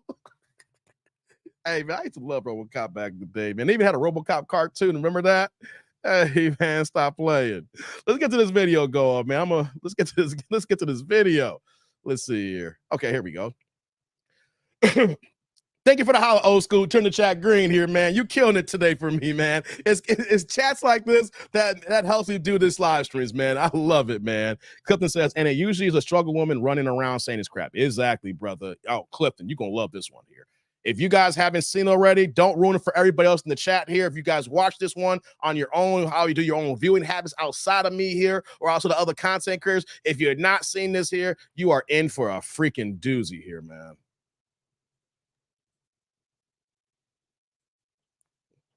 All right, guys. Likes up in the building. Like I said, likes and/or loot. We gonna get into it here. Jay says, my wife has a crazy friend that wants a man that makes 100,000. Gotta be 6 foot, where Tim's just is, and wonder why she's single. Gotta have Tim's too. Hey, Jay, are you in New York? hey, are you in New York by Drew? He got to make 100,000. He got to rock these Tims, and it can't be no fake Tims either. If they look like some retarded fake ass Tims, he's in trouble already. Hey, come on, Jay. Come on. Yeah, I can see why she's single. You got to make 100,000 and be 6 foot tall and rock some Tims. Come on, man. Why do these women think that the men with money are simps? Because that's how they describe them. Right, Willie, we're going to get into this here because the irony is the man who would simp over these things I talk about, they will drop that. If let's say they marry that man, they will not be together in 5 years. They say these things here, but the man that would fit this here, they would leave them. They don't even realize it. Now I'm in Atlanta. Okay, brother. Pumas, I had RoboCop video game on Sega Genesis. Yeah, the Genesis, man. We had that video game talk, man. Yeah, I actually remember playing that, man. So let's get into it, guys. This was a good one. We're going to let it cook now. Let's go. Let's go. It's crazy. No way. Mm-mm. You're here. I should have done my makeup. What the hell? No, you look naturally pretty. Man, this is how men like to see women. Eating shirt, no makeup, no nothing. This is insane. Okay, Kendra, I'm about to die. You're gonna die. Oh wow. Don't die. Okay, we need you to stay alive. Wow, she's happy, ain't she? Daphne. What's your name? Daphne. Okay. Montreal. Daphne, where you calling us from? Canada. Canada. Wow. Hey, anybody in Canada in the tribe? Hey, Canada is gonna have to hold this L. Our northern brothers up there. Where Canada at? Right, Rod? 7 seconds. Hey, I'm not gonna wait for anybody from Canada to show up here. But if you from up there, hey, you're gonna have to hold this L. They got black people in Canada. Shout out to Drake and shout out to her. You know, we got some black folks up there. Let's cook. I'm 37. How old are you? 37? Did you say? Your light is perfect. Can you just bring the camera up a little bit so it doesn't cut your head off? Girl, I wasn't ready, okay? Why they always say that? Everyone is saying you're so beautiful. You're perfect. This is going, girl. Hold on. Derek, I'm not closer. You know what's close to Canada? All my cats in Detroit. No, don't see, Derek, you see how you try to be smart and right and you're wrong? Nah, brother. No, I'm not close to Canada. Everybody from Detroit, the 313, if you follow me. They're close to Canada, Derek. So you indirectly took shots at Michigan.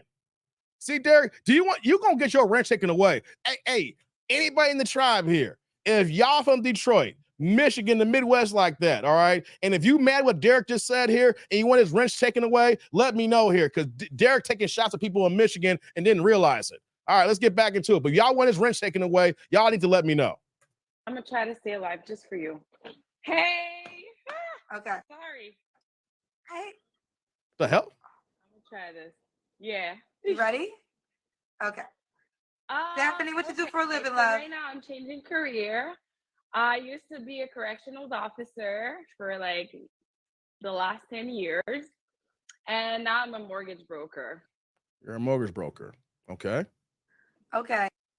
We have a delay, so we're going to wait just before you answer my questions. Okay. To 7 seconds, what the hell? Okay. So she dropped her phone? We were doing so good, Daphne. All right, here we go. So Daphne in Montreal, Canada, 37. She's changing careers. Wait 7 seconds. Tell me what your new career is going to be again. Daphne, you have to wait 7 seconds. Lord, this is bad how Kendra got all this time and she's still. Now. A mortgage broker. Okay. All right. Do you have any kids? If so, how many? Wait 7 seconds. Daphne, you have to wait 7 seconds before you answer, okay? This is the tricky part. I have kids. I have 3. I have twins. And I just got a baby. Oh, those are biologically yours. My twins I have from a previous relationship, but I'm single mom now. So I raised my boys alone. And age was coming up. And for a few years, I was thinking about having another child. Never met the person I felt like I wanted to have that kid with. So I just took matters into my own hands and I decided to get inseminated. What the hell? I have a 1-year-old. Okay. So Wait, guys. Hold up. Wait a minute. Big box for a few seconds. Put me back in the big box. Put me in the big box. Wait. Big box for a second. Wait. You have twins already. 2 kids, twins. So you got 2 for the price of 1, right? Yesterday, we've been a lot of twins lately. Because remember, yesterday I reacted to one of the videos. The girl had 2 sets of twins. She had a 7-year-old twins, a 5-year-old, and another set of twins were 1.5. So she got 2 sets. She got 1 set of twins here. Then she said that she wanted another kid and didn't want to wait. So she got artificially inseminated. So now she has a 3rd child with no daddy at all. And then now you want to come on a dating show and you're going to try to look for a man with this here? Like, I don't need to play the whole video, but I need to so y'all can hear this crap here, right? Like, ladies, I can understand the artificial insemination if you are, geriatric pregnancy, you're 35 and up, and you really want kids that bad, and you know that you're a banshee as far as relationships, and you don't have any prospects in place here, so you go that route, even though that I would not even agree to that, because you over here just saying that I'm gonna do this by myself and this kid's never gonna know their daddy, right? So I get that, right? If you have no kids and you're just trying to be a mother.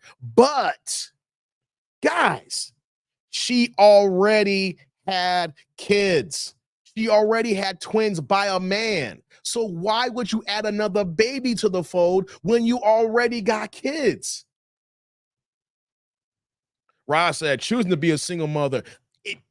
Is that Rod? She chose to be a single mother plus 1. She already was a single mother because her and whoever, we're going to get into it, why the guy with the twins didn't work out. But you went ahead to do artificial insemination and you think this is a good idea for dating? Like, women don't even understand that the choices that they're making is really goddamn stupid. There's no other way to describe this here. If you already got kids, then, and I think she said she's 37 years old, so the kid's 1-year-old, so 36. So let's say just doing like basic math, she probably got artificially inseminated around like 35 years old. Talk about someone who just couldn't wait. You 35 with 2 kids already, and you want another child to take care of with no daddy? And now these women are going to try to say, well, it was my choice. I went ahead and did this here. Not even thinking that the ultimate prize is a man and not even asking what men think about this here. It's one thing to be a single mother. It's another thing when you artificially inseminate yourself. Like, you chose this here. What's going on, Team Peterson? Thinks that the hot air to these ladies' heads is affecting global Hey, for real, man. Let's get back to it. I just had to go to big box here. Like, you did this while you already have kids? Make it make sense, y'all. Let's make it make sense. So are you pregnant or you had the baby? She's 1 year old now. Mm-hmm. She's 1. Okay. So, and then that one is by a sperm donor. Okay. I think that, listen, there's a lot of women who might have to think about that. There's women that, like you, want children, can't find a partner to procreate with. If you have the means, Just do it, girls. Don't wait. Just do it. You hear this idiocracy here? Just do it, girl. Just do it. Volunteer to be a single mama. Volunteer to have no daddy with my kids. Volunteer for all this extra work. And then now you're looking for a man who's going to have to deal with a kid that's not his. And if you do get serious, he knows that he is the only father figure.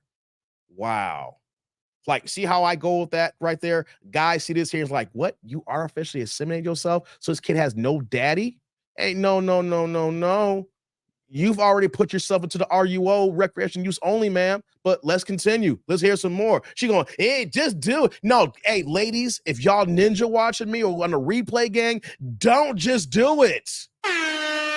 You are trying to fall for disaster with women like this here. What did I say yesterday when we were trying to help out Shantae? Do not listen to other women when it comes to dating advice here. If you're looking for a man, ladies, and you're trying to be serious about something here, don't listen to women. You need to talk to us here, because when you want to date and you want to be serious, we are the buyers. It's a market, and whoever's buying, you need to understand what their likes are. If they don't like it, they're not going to pull their wallet out and buy here. You have to understand that. Wow, guys, let's let this cook here. Let's let it cook. Okay, I respect that, Daphne. All right, so Daphne, what's your zodiac sign? Wait 7 seconds. Damn zodiacs. Sagittarius. Fire, baby. I love your joy for life. I am. That's me. Okay, yeah, I love your joy for life. All right. What kind of man you looking for now, baby? Wait 7 seconds. Girl, I want me a fine American. Here we go. American. Okay. He has to be an American, please. I would like Florida. My ex-husband was in Florida. Oh, she's been married before too? So yeah, this didn't work out. Came back to Canada to have my baby. He wasn't the one. I wasn't feeling it. I didn't want a baby from this guy. Anyway, so I'd like to go back. The hell? Okay. Yes. Now, so you lived in America before? Okay. All right, so a fine American man, what's your deal breakers? Wait 7 seconds. No more alcoholics, narcissists, mentally unstable. I can't do that. I'm done for the rest of my life. I need somebody that's stable, that's work-oriented, family-oriented, that knows what he wants. I want the perfect balance between family and partying, because that's who I am. I'm not just a mom. Wait. The perfect balance between family and partying? You got 3 kids. What the hell are we talking about partying for? This ain't about me being an old school, conservative black man here. No, I ain't looking for no woman just to be partying. What are you, 22 years old? Guys, you hear this here? We're just getting started here. You want to find the perfect balance between a family and partying when you got 3 kids already. Partying should be out of your system right now. It's one thing to say that you have a mate and you want to be able to enjoy each other. You go out on dates, you enjoy each other's company. But when you say partying, that right there is giving the wrong mentality that we know how you're moving right now. Ain't no guy here who's at this age that you're probably looking for here is thinking about partying. I could be out partying right now, y'all. I could have been partying in Vegas the whole weekend. I was in Vegas. No, I'm out there for the fights. I can do what I want to do here. But guys ain't think about, let me go find this girl for the right balance of partying. Fam, no, that's some 25-year-old logic going on here, right? I understand you want to have a good time with your mates. And that's understandable. You don't want no boring situation. You want to feel something with your partner, with your husband, your fiance, your spouse. But partying and you're knocking on 40, partying. You're not in college. You got 3 kids. You got responsibilities. Party should not be in your repertoire right now when it comes to dating. I'm a woman first and foremost. So I need somebody that's gonna What's going on, Dilly? bring that, feminine side. Another red flag. No man should be trying to take your feminine side out. You should be walking in your natural femininity, guys. If a woman tells you, guys, run right now, run. And if you decide to stay here, you're only there for the smash and grab, but you got to be careful because you might get her ass pregnant. All all right? We're talking about the RUO. Now, you talking about you're a woman and you want someone to bring that femininity out of you? No. You should be walking already in your essence. You are a woman. You are built in femininity. No man should be pulling that out. You should be already in its essence. If you're looking for a man to do that, it's already over for you, lady. Oh my God, this is crazy here. Vinny says mental health is real. Who you telling, brother? It's real. It's real and it's strong here. You know what I'm saying? Like the Force. Remember, like it was a Palpatine, the Emperor Palpatine. Oh. Dark side is strong with this one here. Let's continue. Okay.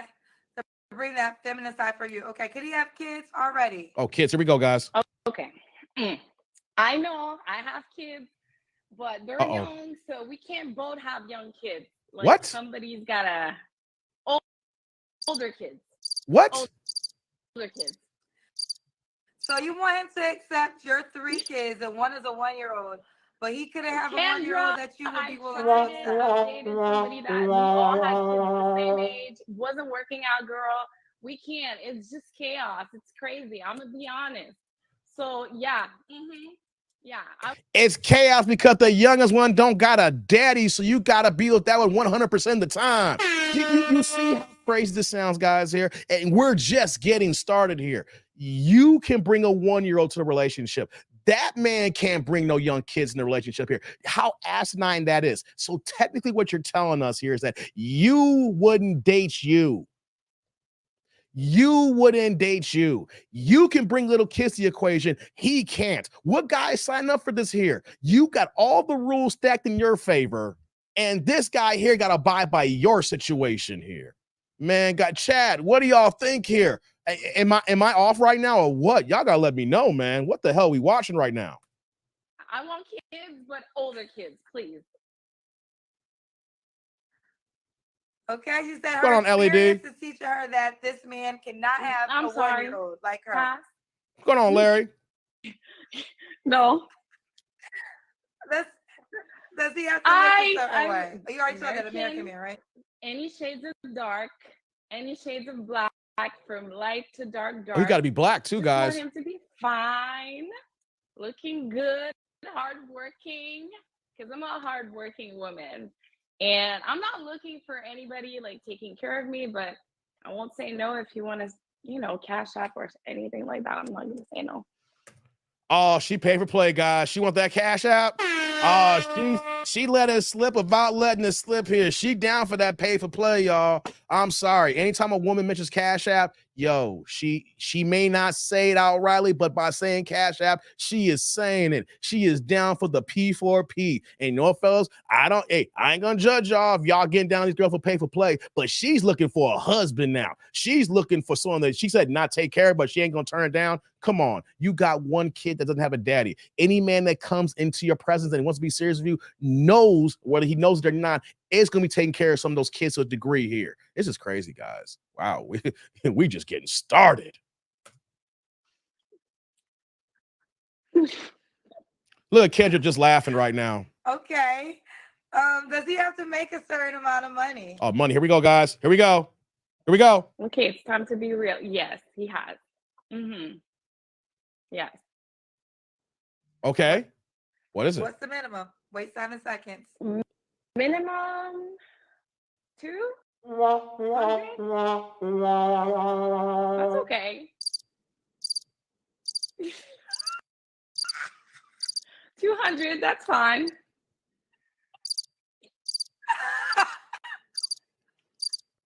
I'm laughing because you're saying 200, like, I mean, I guess. So what did your ex-husband do? I'm assuming your ex-husband made a lot of money. Okay. Anyway, my ex was making money, I assumed. He was taking good care of me until I moved my ass to the United States for love. And then there was not much money. What? What the fuck? So what? He was just basically living on credit, creating fake companies, having money during COVID.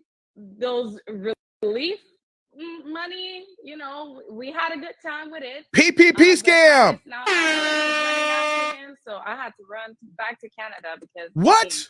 It was everything was fake. I thought I knew the person. I did know him, and it was nothing that he was projecting. Wasn't working. None of that. All right. I gotta jump in, so I'm gonna let you respond to the. Wait. No. Wait, guys. Wait. Big box for a second. Big box. Put me in the big box. Big box. Wait, guys. She was dating a guy, said during COVID, or whoever the guy was, and the money was coming in. COVID relief funds, PPP scams. And then she said the IRS came for him. And so she left him to go to Canada. She's capping and not telling the whole story, and we just put it together here. She didn't go to Canada to have her baby. She went to Canada to leave the States because she would have been under that federal indictment as well, the way her ex was here. He caught a case, the IRS are going after her, so she fled to Canada to avoid prosecution or any other circumstances. So let's put this out here in perspective, guys. Shout out to Charlie Baltimore and Biggie Smalls. She ain't no down-ass chick. Y'all know that song with Biggie and Charlie Baltimore. Down-ass. Ja Rule. What was Ja Rule? What was a down-ass bitch? Ja Rule, my bad. I got to mix up Ja Rule and Biggie. Don't hurt me, New York. I'm sorry. Don't hurt me, New York. You know, but Charlie Baltimore. She ain't a down-ass chick, y'all. When it gets tough, she gonna leave your ass, right? So history repeats itself. Women always get mad and say, why you always want to talk about my past? Yeah, because your past impacts your present that dictates your future. Yo, if things go bad in relationship with her, guys, she gonna leave you because she's already proven that she leaves. She runs. She will even take the kids and leave the country. She's a runner. She's a track star. Oh my God. And you now want a man making $200,000 a year? Think about it now, guys. I ain't gonna tell you how much I make, but I make a damn good salary. If I was single, why would I take this on? I'm making over $200,000 a year. She gonna take me. Now to my Biggie here. Why she wanna take me for my paper? Right? And then she gonna bounce. She gonna rotate. She gonna roll. She gonna run. She gonna be a track star. She gonna be on the distance. Hey guys, we're gonna get more into this. Is ridiculous now. So she wants a man making $200,000 a year. He gotta be black. He gotta be sexy. You gotta have that balance of partying too as well. And is she living in a Disney fantasy? And T. Lee says she'll leave when she get that green card. Facts, T. Lee. So big facts. Soon as she gets official, she gonna be out the game unless you're going above and beyond the Call of Duty, not the video game. Hey, man, what are we doing here? What are we talking about? No Limit said she was messing with them young Florida scammers, South Florida most likely. You right, No Limit. Them scammer boys down there, whatever how old this dude was, right? This is ridiculous here. Let's get back to the video here so we can hear more about this jankiness here. But just remember, guys, when you hear a woman move like this here, see, it's good that we break these down here because I don't know if you guys noticed this here. Like, now that I've been on YouTube, and even though I'm not here on the market, I get a lot of emails. I get a lot of contacts. Women, try to talk and things like that. No biggie. I ain't falling for the okie doke. There's all these banshees out here, right? But you want to know something by doing all these reactions now. I have heard almost every single line that a woman will give now. And you want to know something? I'm glad I'm not out here in these streets here because it'll be goddamn stressful if I was out here in these streets trying to date here, knowing what these women say nowadays. Wow. Let's get back into it, guys. We got to hear more about this scammer situation. To the cousins, a couple things. Do you make $200K yourself? Okay. Wait 7 seconds. Okay, people are like, they can't believe I'm with you, girl. They're going crazy. Hey, okay, my. Do you see how she's out of it right now? Okay, I don't make 2. I make 100. I used to make 100 as a CEO back in. Remember, 100,000 in Canada. I had to stop that there. Guys, do we know the translation? What's 100,000 in Canadian money? Hold on. I want to do this math here. What's $100,000 in Canadian money for US here? $100,000 Canada to USD. That's 75,000, guys. You don't make no. Here, guys don't care about women's money, but I know where Kendra's going at here when she says, you want a guy with this here. Do you match that kind of energy? Are you that kind of caliber woman? Do you work that hard, right? And then we're going to let it play. She said she made 100,000 in Canada. That is 75.8 in the US dollars here. So you ain't even making six figures, girl. You make a decent salary, but it's kind of funny how you want what you not. Oh, let's let it cook some more. You don't make 100,000. You make Canadian 100,000. Big difference. Big goddamn difference. In Canada. So now that I changed job, it's to level up. You don't change job to do less, right? So I have my goals and I always achieve my goals. I'm not trying to brag here, but I'm a hardworking sister. So I used to make 100, working myself towards 2. So I want this person to be, next to me. How old are your, you have a 1-year-old and how old are your twins? Wait, 7 9, seconds. yeah. 9, okay. 9. So you described one of the most popular men on the planet. So you want to be black, does he have to be a certain height? I'm a tall girl, so at least 6. Oh! Okay. So at least 6 feet. At least 200K and very fine black men. Do you want to be in a monogamous relationship? Girl, hell yes. No, Larry, she said she made 100,000 Canadian dollars. Not 100,000 US. She said I made 100,000 in Canada.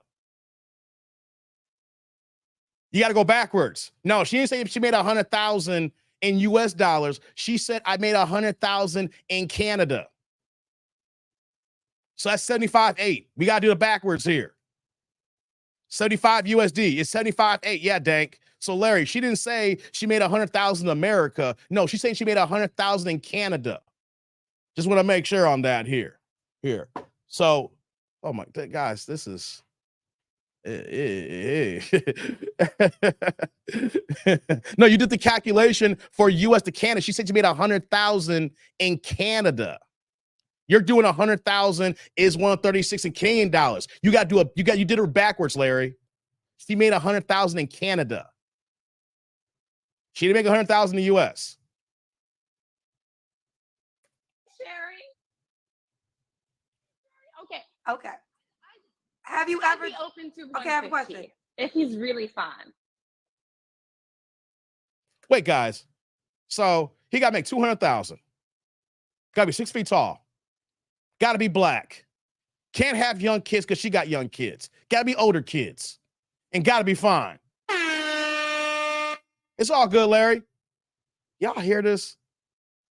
A woman with 3 kids has this many wants on a man, and we still haven't got to the point where she's asking about a man's character, about the man's qualities, about what he can. Let's say that, you find a man and what kind of valor this man is. Like, you only want the guy who has the balance of family and partying here. You only want the wallet. You want the lifestyle. You're not saying how this man will treat you. You're not saying that if it gets even serious, how he would treat your kids. Right? And then you got to look at the fact that how asinine you are, that you ran the country. So we do not know for sure if that guy, your ex, did the PPP loans by himself, or were you involved in it as well? You see, that's where I get into it. If you ran, that means that you may have had some level of being an accomplice in the situation here. And he is not dropping a dime on you right now because those kids. But if the cops found you, you know your ass is going to goddamn jail. Am I wrong, guys, or not on this one here? Think about it. Why would you leave the country if you didn't have any wrongdoing here?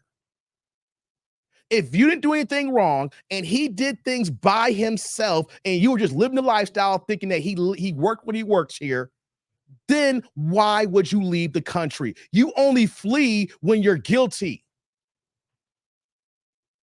Am I wrong, tribe? Press a 1 in the chat if I'm wrong here, because who wants to leave and go to Canada when you're in America? The idea is to say in America. Then he says criminal. The kids are not his, so he will talk, says Dank. Check it out, guys. She is involved on the scam. This is how I know she's delusional here. You don't run if you're not in trouble. You don't run if you didn't commit any crimes. Hell, you don't skip the country. And here's the crazy thing too. If someone want to be really spiteful, all they gotta do is send this clip from Kendra to the authorities, and they get her ass extradited back. Canada ain't blocking this. Take your ass back, black girl. You gotta send them charges here. Hey, this is wild, y'all. Let's get back into it. Likes and Luke, guys. Come on. Likes in the building. Have you ever dated a man that had all those attributes? I did. But what happened? Yeah, what happened? Was the problem. I wasn't serious back then. Oh! I dated international. You had y'all hear that? I dated white, black, name it. I'm an open person. Is Kenny gonna catch that there, or should we let it go on? I'm gonna let you respond to this because this is what's gonna be said if I make you a highlight. You're a beautiful girl, but we're gonna do the Kendra Cam in a second. Stop with that beautiful girl stuff here. See, this is how women get sort of bill of bad lies here, right? See, Kendra and every woman always want to base on looks. You're a pretty woman. That means nothing. That's why women get scammed. That's why women get played. That's why women get dogged by other women, because you judge women by their appearances. And when you see a girl who's cute or beautiful, you know she's at least above a 5 on the attractive level here. So you always say, they always go by, is she a beautiful woman? That's beside the point here. We've heard enough information that she is crazy badass here, and she will go ahead and leave her man. And we don't even know if she's even part of the criminal operations here. But she always go to, you're a pretty girl. That's why women get played, guys. That's why women get dogged out, because y'all get sold on the goofy. All these guys here seen these red flags, and you hear Kendra say, well, you're a pretty girl. Who gives a rat ass about pretty?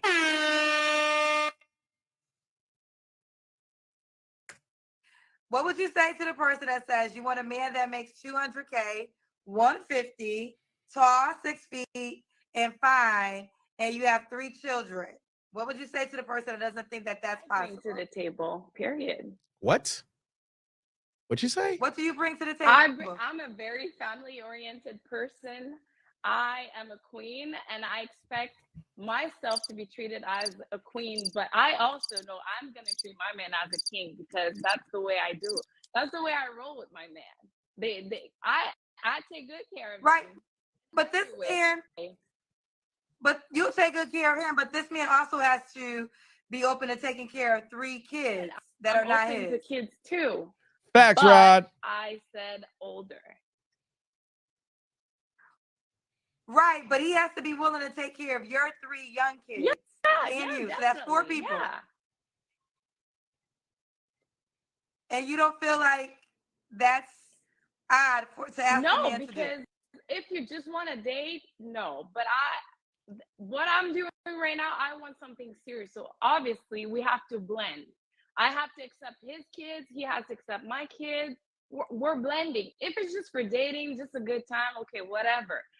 No, I don't want that. You know, my kids are not going to see these people. But if it's for serious purpose, yeah, we're blending. I'm taking care of his kids, and he's taking care of mine too. Y'all believe that? Do you want more kids? Oh, here we go. I'd like maybe one last one. One last one. So how about this here? How about not get artificially inseminated and wait for the next guy to have kids? You know that it's already bad enough being a single mother. Guys already gonna put you in the recreational category, right? But then you went and had it artificially inseminated, and then you're gonna say, I could do with one more here. So technically, if you do get one more, you're gonna have 4 kids by 3 different men, and one man is nowhere to be found because he's in the damn sperm bank. Like, these are things, women, that y'all don't hear and don't want to react to this here, that y'all don't want to perceive what y'all doing is ass backwards crazy here. You'll go ahead and give one. How about you already got 2 kids with twins here? How about you wait and then find that man and give that man kids here? Can't make this up, guys. What are we watching? So this man has to be able to afford to take care of you, your 3 children, his kids. Hello? Okay. So he has to be able to afford to take care of you, your 3 children, himself, if he already has kids, and then potentially another child off a $200K salary. Yeah. Because Kendra, because it's not all on him. The way we're saying it, it's as if it's all on him. It will be. So whatever he's bringing, I'm a match it. You can't match it. You make $75,000 a year. And you not even in America. So that means that if you come to America, your ass ain't gonna be working right now. See, that's one thing that she ain't hearing here right now, guys. Yo, she's like, I can match that. No, you can't. We're gonna go by money here. You don't make 100, you make 75. And then if you're gonna come back to the States, you're working in Canada. That means you gotta find a new job. So that means that in the transition, you ain't gonna be working. It means that he has to hold down the fort to pay for everything. She's looking for a sucker, y'all. She is looking for an A1 sucker for the green card so she can stop working so you can go ahead and take care of a baby that no one knows who the goddamn daddy is. She got an arm baby right now, and the arm baby don't know who the daddy is. The arm baby's daddy is from a damn test tube. Come on now. Come on. I'll get y'all something in a second, guys. But listen, I love this conversation because in the beginning you said that if he had a 1-year-old, you would not accept him. But yet and still, you want him to accept your 1-year-old. It'd actually be a provider in some way. It'd actually be the father to your 1-year-old because I do respect that you wanted to be a mom and you made it happen. But you would. Why would you respect that? She already had kids. That's how we know Kendra is she's this is the part here I don't normally talk about here, but this is the logic that comes from her that is a damn blonde ass moment here. Why are you respecting someone that's having a baby with no man in place here when she already got twins and that man is not even in place for those kids there? She's not even with her ex-husband right now. She's in Canada right now. And then she decides to go ahead and make a baby with no man here. And you respect this? We know why you single, Kendra. We know at 44 years old, the men know that you are also batshit crazy. That if you're okay with this here, you need to say, nah, girl, you messed up big time here. We can't, no, you know you got the man with the twins here, but why would you sign up for another baby with no man to help you out? Hold on, before we go on here, let me do this. Put him on the big box, get these supers here. Yo, man, this is wild, guys. But shout out to my man Dank with the $9.99. We upgrade to the $10 holla. Turn the chat here yellow saying nothing. No questions or comments. Dank is here for the love of the game. What's going on, Dank?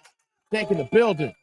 Hey, man, salute. Thank you for the holla. I appreciate you. Thank you. Straight love the game. Y'all know what you can do here. You got the super chat, super things, super stickers down below, or you see the Cash App rolling down the bottom there. We got all these options here. Yo, we cooking right now. We are literally doing a showcase, guys, what y'all need to look out for. Hell, ladies, if you go the other way and you part of the LGBTQAI LMNOP community, you need to look out for women like this too. Because, you know, here's the thing. When y'all women get scammed by women too, y'all get played by women too, y'all need to pay attention to this here because this is bad-ish crazy. Thank you, Dank, for the holla, man. I appreciate you, no doubt. And right behind you, we got Eric Jordan in the building with the $5 holla. Turn the chat green. Here, what you got for me, brother? There are 200K man that's going to date this bitch that has 3 kids by 2 test baby daddies. We avoiding you, sis. You a liability and your kids are access denied.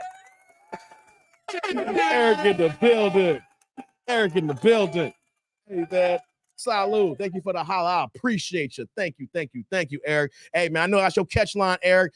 Access denied. You got that AD status here, man. No doubt. Here's what I'm saying here on that, what you got here, Eric. Guys will date this here.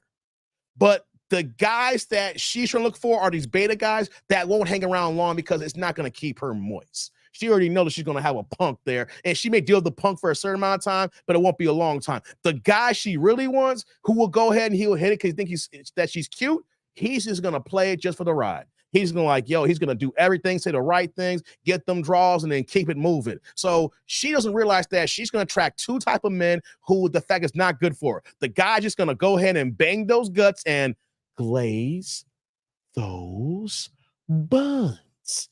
or it's the beta man who is kind of reserved and it's not going to be the one that's going to be the party type anyway. And then she's going to end up cheating on that man or running from him in a couple of years. So what she's putting out in the energy is not positive for her. What's going on, Sensei? Shout out to all the bastard babies. It's not y'all fault. Hey, Sensei. Hey, come on, Truth. Why you coming in here with that? Hey, come on, man. I don't know. Hey, man, I didn't see. I just read it so fast, and I just like, yo, what did Truth just say? Hey, come on, man. Put through that for the bastard babies. Come on, Truth. You wildin', man. Let's get back to this video, man. We got a lot to cover, guys. We are just getting started. We are just getting started. We've been here for a minute with this video, and it gets worse, guys. I'm telling y'all. But wait, there's more. Let's go. Let's go. You wouldn't even sign up for what you're asking somebody else to sign up it's just like all young kids. I've tried it. You know, I'm open. She's not even listening. Listen, and I get that, but can you receive that? You would not even sign up for what you want a man to sign up for. No, that's not what I'm saying. It is what you're saying. The kids. Would you see, she can't accept it. Would you date a man with a what?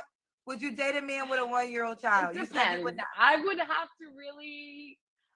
I'm open, but I would. No, you ain't open. Stop lying. Because I don't want no baby mama drama. I don't want that. I don't know.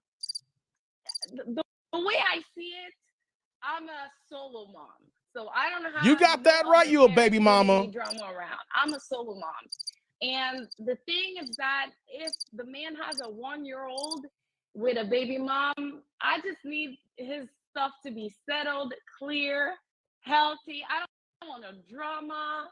I can't do that. No. She don't want no drama, but she's the one on the run right now, living in Canada. Right? Right, guys? You don't want no drama, but your ass on the run.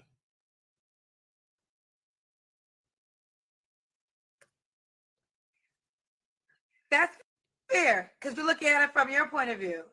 And so from his point of view, this is the things that men have shared. They have to be able to afford. So yeah, they're not dealing with drama, but they have to be able to provide for kids that they did not create. And you have 3, 100. and they're beautiful. 100. Kids are a blessing. Right, but they don't know your kids like you know your kids.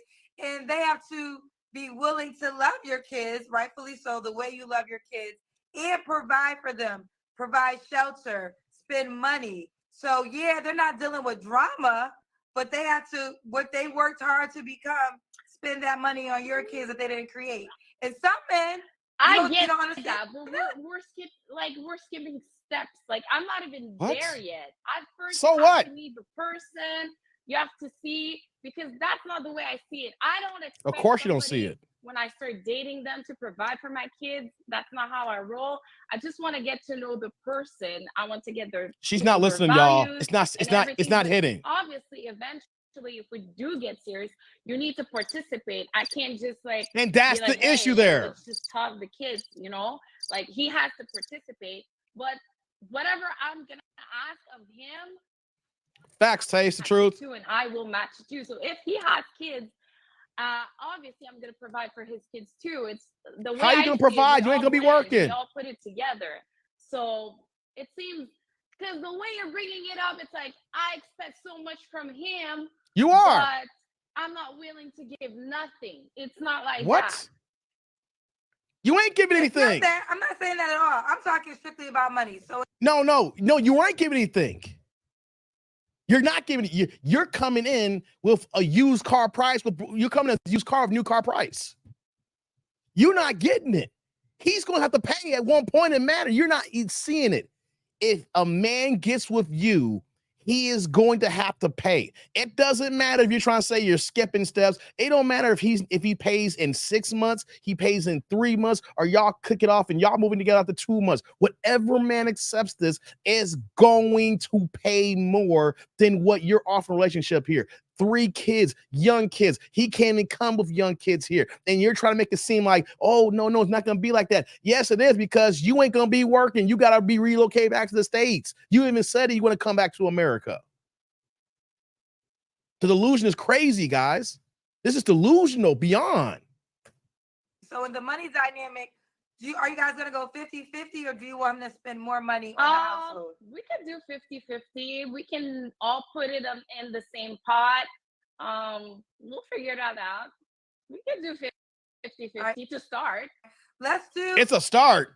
Oh. Start. It will change. When you are y'all hear that? Family, you're putting yourselves together. No, we have to do one pot. Okay.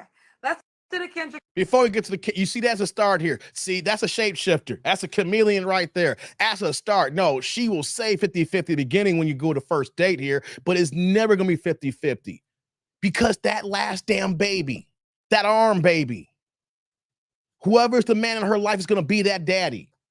There's not going to be no biological daddy.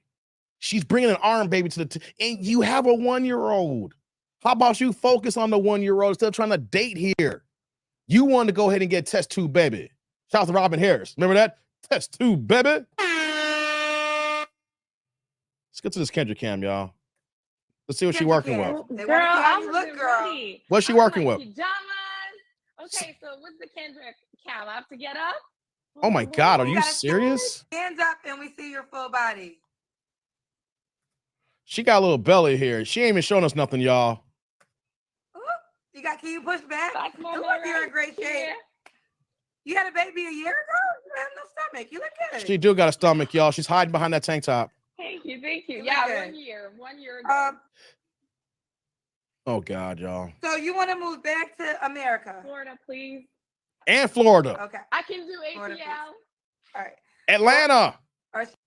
Oh, hey, JM, are you still in the building? Jay told me earlier that he from Atlanta.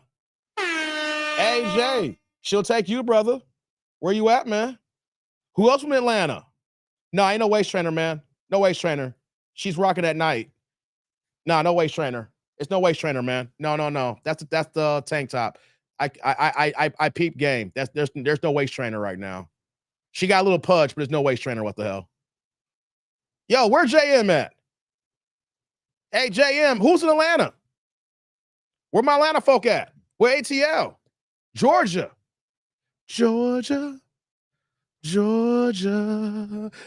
JM. I remember what you said earlier. Hey, man. Hey, Jay, ain't you in ATL? She looking for you, brother. You see, I'm an interactive channel here. Y'all tell me where y'all at. I'm going to tell you where she can find you. You know what I mean? You know? Oh, my God. Oatmeal pie stomach. Yeah, it's kind of oatmeal here. Hey, man, come on. Let's go. Daphne, when was your last relationship, baby? Oh, last relationship. Girl, don't you don't have to answer.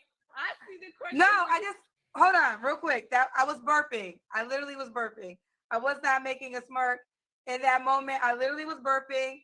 So that was not a Kendra Shady moment. I was burping. You're good.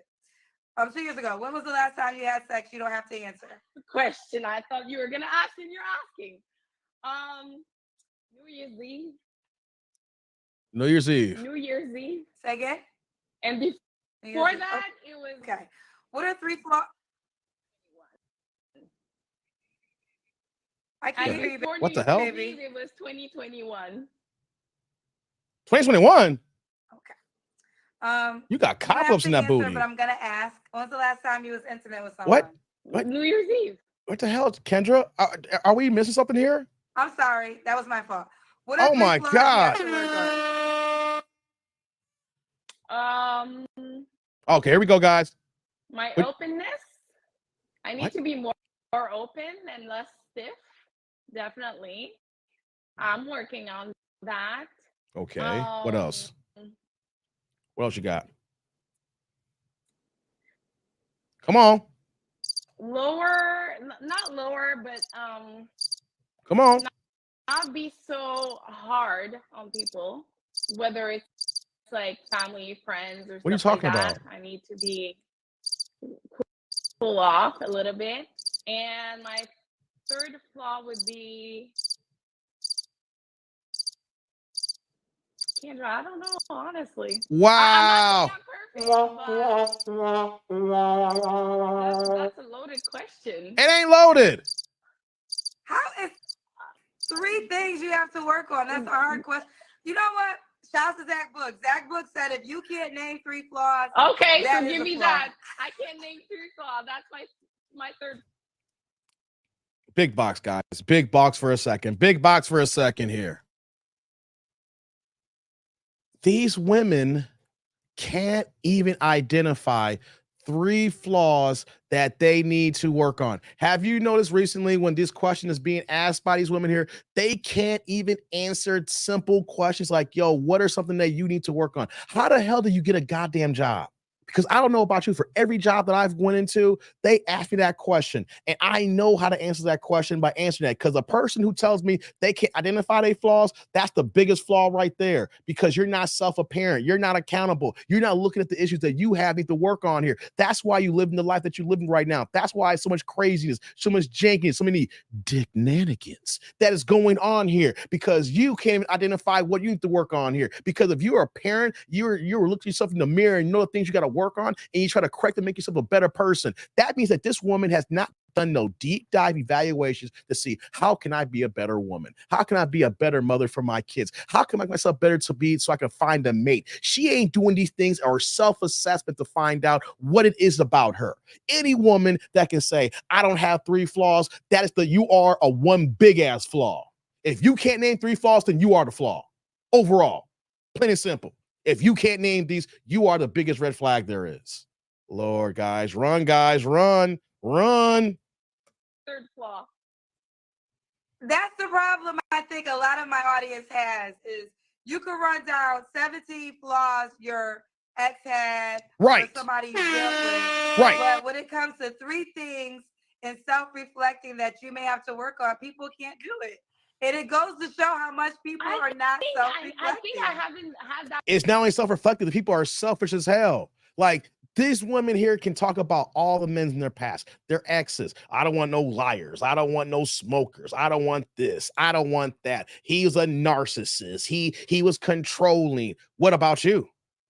I need to work on being open. And that's it. Seriously. Like, you are 37 years old and you can't name things that are wrong with you. So that means that you're perfect. This, guys, when women say, what do you bring to say, I am the table, or they say, I'm a 10, don't let nobody tell you differently. This is what happens when you allow women to have that mentality. I'm a 10, or, I am the table. This is where this stems to then. When this happens, and then they feel they don't have nothing to work on. They don't have any flaws. They don't have any red flags because they believe they're a 10, even though they make mistakes every goddamn day. Had that conversation in such a long time. I haven't been dating. I haven't been exchanging, but it's true. It's true. On that level, I need to look back and be like, if your question would have been like, where did you mess up in your last relationship? Maybe I would have given you more juice. She has no accountability, guys. Why do you have to say, what did you do wrong in your last relationship? In your one relationship that if you said that was, you can answer that question, then those are red flags. Those are flaws. It shouldn't matter if the question is what happened in your last relationship. How about what are the flaws and what do you need to work on? Why it's got to be an actual direct question that's saying like, yo, in your last relationship, what are the flaws? No, that is still a part of you. See, she doesn't have no accountability and she has an answer for everything so that she don't have to eat crow. So she don't got to look at herself in the mirror and saying that I messed up here. We can't make this up, guys. We cannot make this up. Go ahead. What did you mess up in your last relationship? Change him, and I wanted to change him, and I couldn't accept like what you see is what you get, and I didn't take it for what it was. So that was my problem, to thinking I could change, or I could, control certain things about the person. That was definitely She on tried me. to change men as well. Interesting. Also, I was not paying attention to what he was telling me. I was not listening. And I just said that. to what he needed. I wasn't giving him what he needed from me. And I wasn't aware that You're I selfish. was not even capable of giving that to him. I said that. I wasn't the right person for him. I definitely not. Okay. Fair enough. Now, why would a guy be... So you went through all that to say you need to ask about their relationship. So you try to change a man.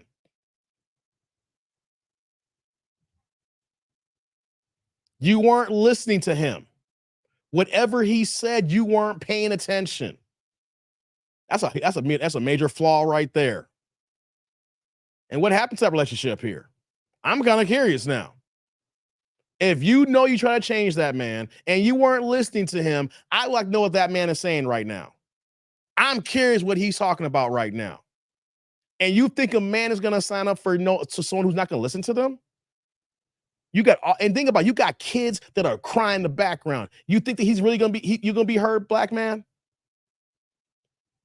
This is bad, guys. Where my likes at? Let's go.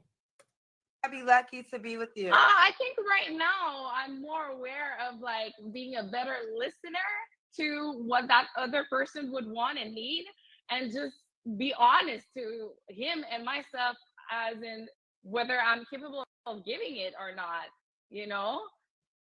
So I think what I could bring is just be a good listener, a good cheerleader. I think I can bring that, especially for a brother. We don't give we need more than this, guy. We don't give our brothers enough credit in this society, and that's what I want to do. So you didn't give the last man credit. You want to stand by your man. But you didn't stand by your man before. Wait a minute. Listen, you're beautiful. How can you stand by your man when you ran for the country with your husband? How you gonna say we need to stand by our black men when you left your black man? You were living high on the hog. You literally said we were doing good during COVID. We were doing this, and then the money game ran out because the credit cards, and then the IRS came. So how you gonna say in one breath that we don't give our brothers enough credit, but you chose a scammer, you chose a pookie, and then you're gonna run when the things got bad? How you say you're gonna stand by somebody when it goes bad? You ran. Seriously, guys. No Limit said she's definitely charging you for late returns. Damn, No Limit. Right, Leroy. She's a runner. She's a track star. She got them shoes on. Extra tight, man.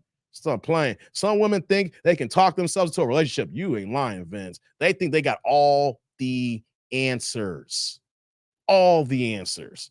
And we're listening to it saying, woman, you are out of your batshit crazy mind. You're a beautiful girl. I could tell you've been a beautiful girl all your life. I hate that. Hit on you all your life. So that confidence exudes. I can't sleep really tonight. Too. I need to find my flaws. What? You think I'm gonna reflect back? I'm gonna get back my journal and reflect. I think that you are 37 years old and you're laughing that you need a journal to look at your flaws. Guys,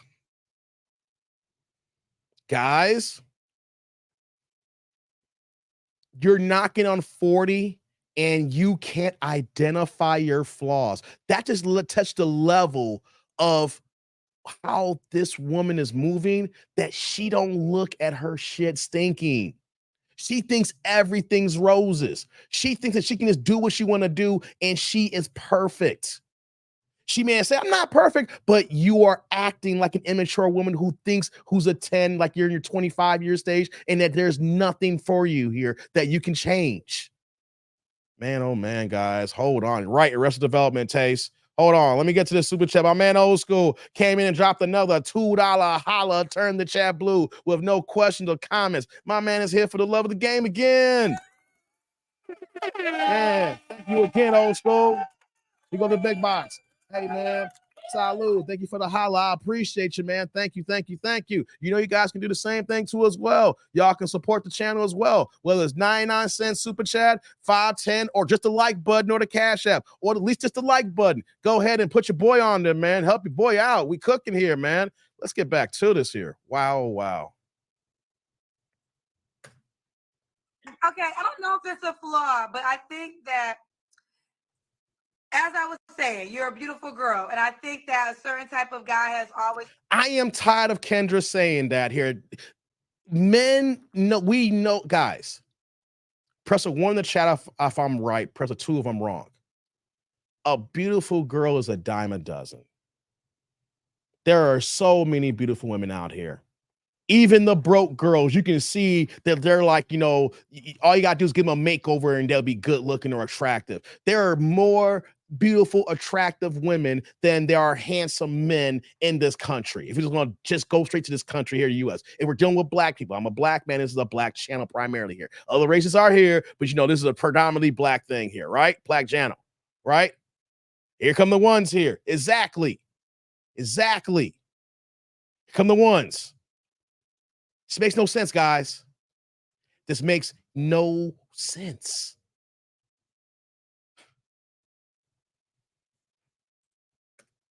Always probably try to reach out to you or hit on you, but now you want something beautiful women are a dime a serious. dozen. You want to build a family. So being beautiful just isn't going to be enough when it comes to building a family. And the guy that you described, which is 6 feet, black man, 200K, and you also want to be monogamous, which I understand.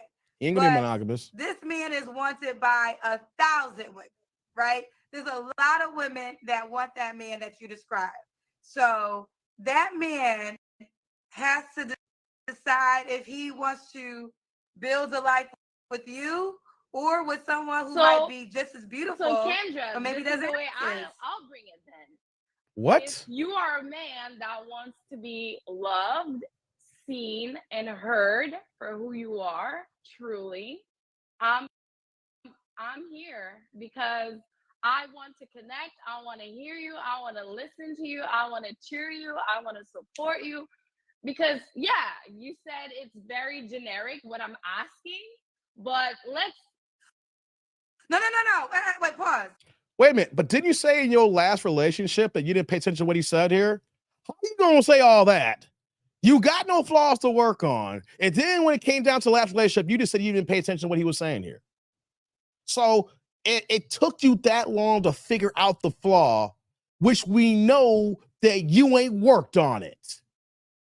How you gonna say all that mess here? And we know for a fact that you ain't working on the flaws that you even gave us here because you can't recognize your flaws. You're gonna find a woman who's gonna be a cheerleader, who's gonna listen to you and be. You didn't listen to the last man. Didn't listen to the last man. But all of a sudden now you got it worked out now. You're gonna listen to us now. How you got a 1-year-old baby crying. Baby's crying. I know you can't hear me because baby's crying. I know you can't hear me because the baby's crying. You're not asking for a generic. You're asking for exceptional.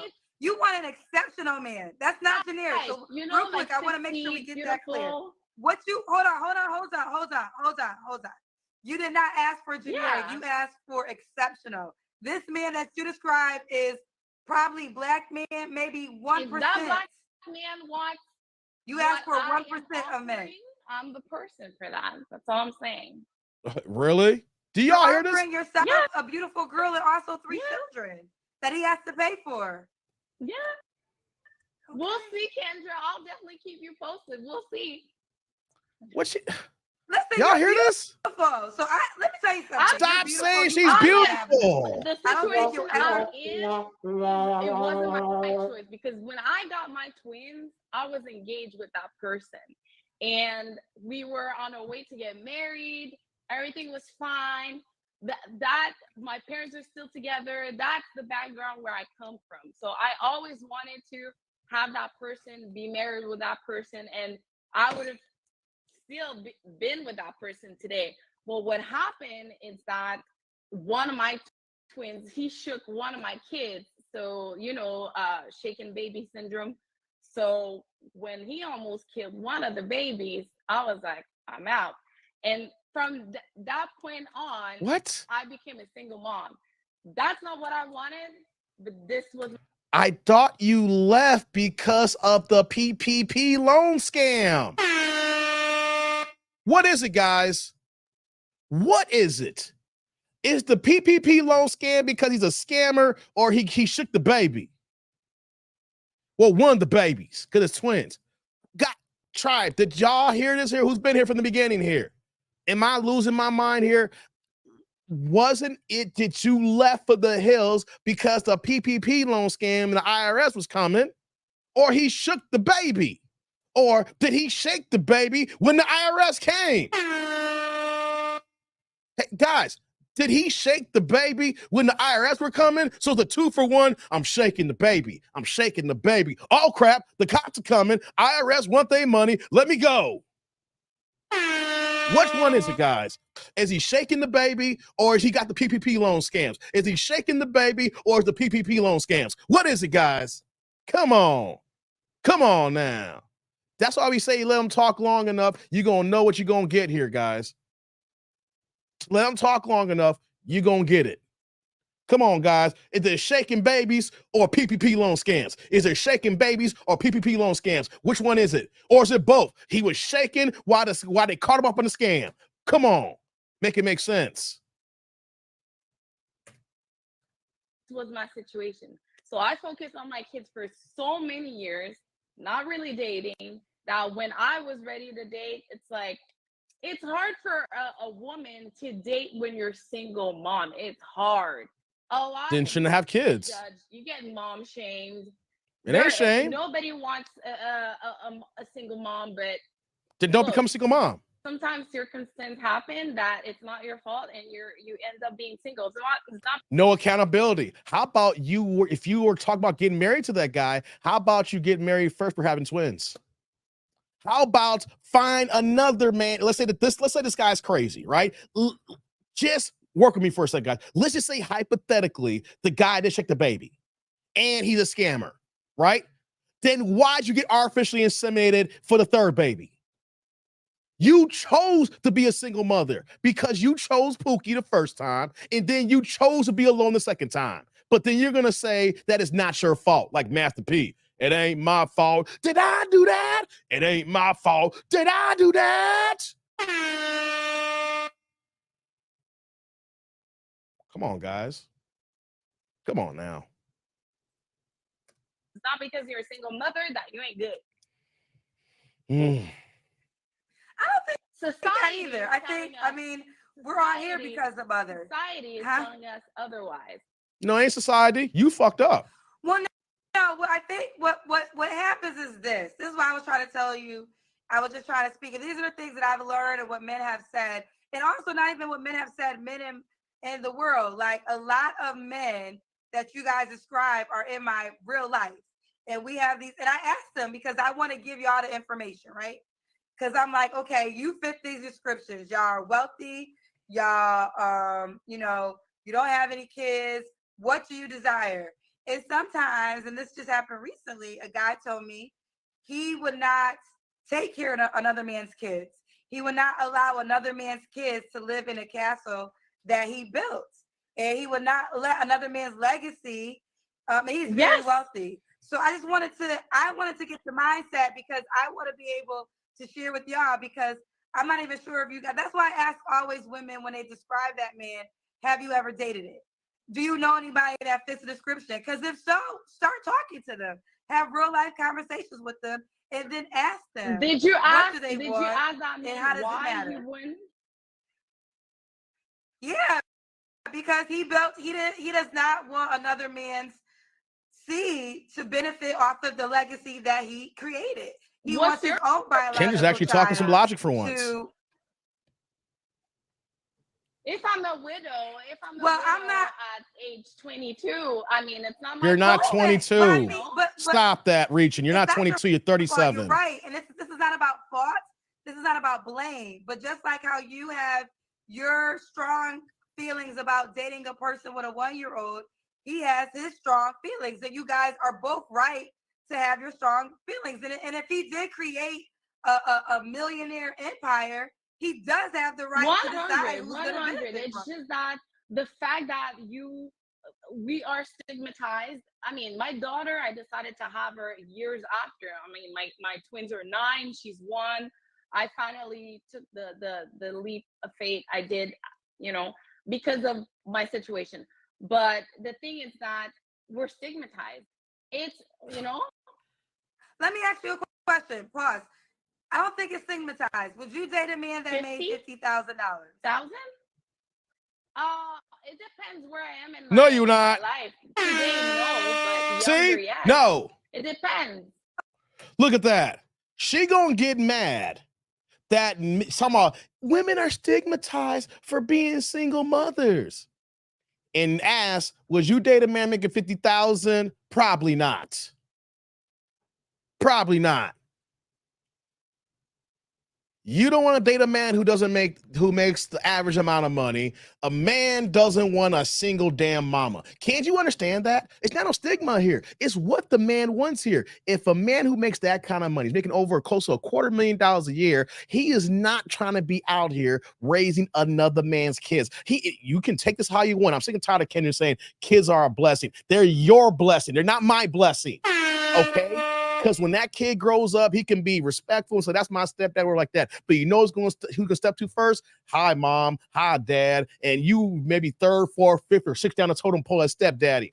So it's not no stigma. We know what we get when we date single moms here. And you know what single mom's going to give us here? Nothing but hell, heartbreak, and pain, and take our goddamn money. It's not a stigma. It's a losing battle that you can't see. The man that you want knows he's losing.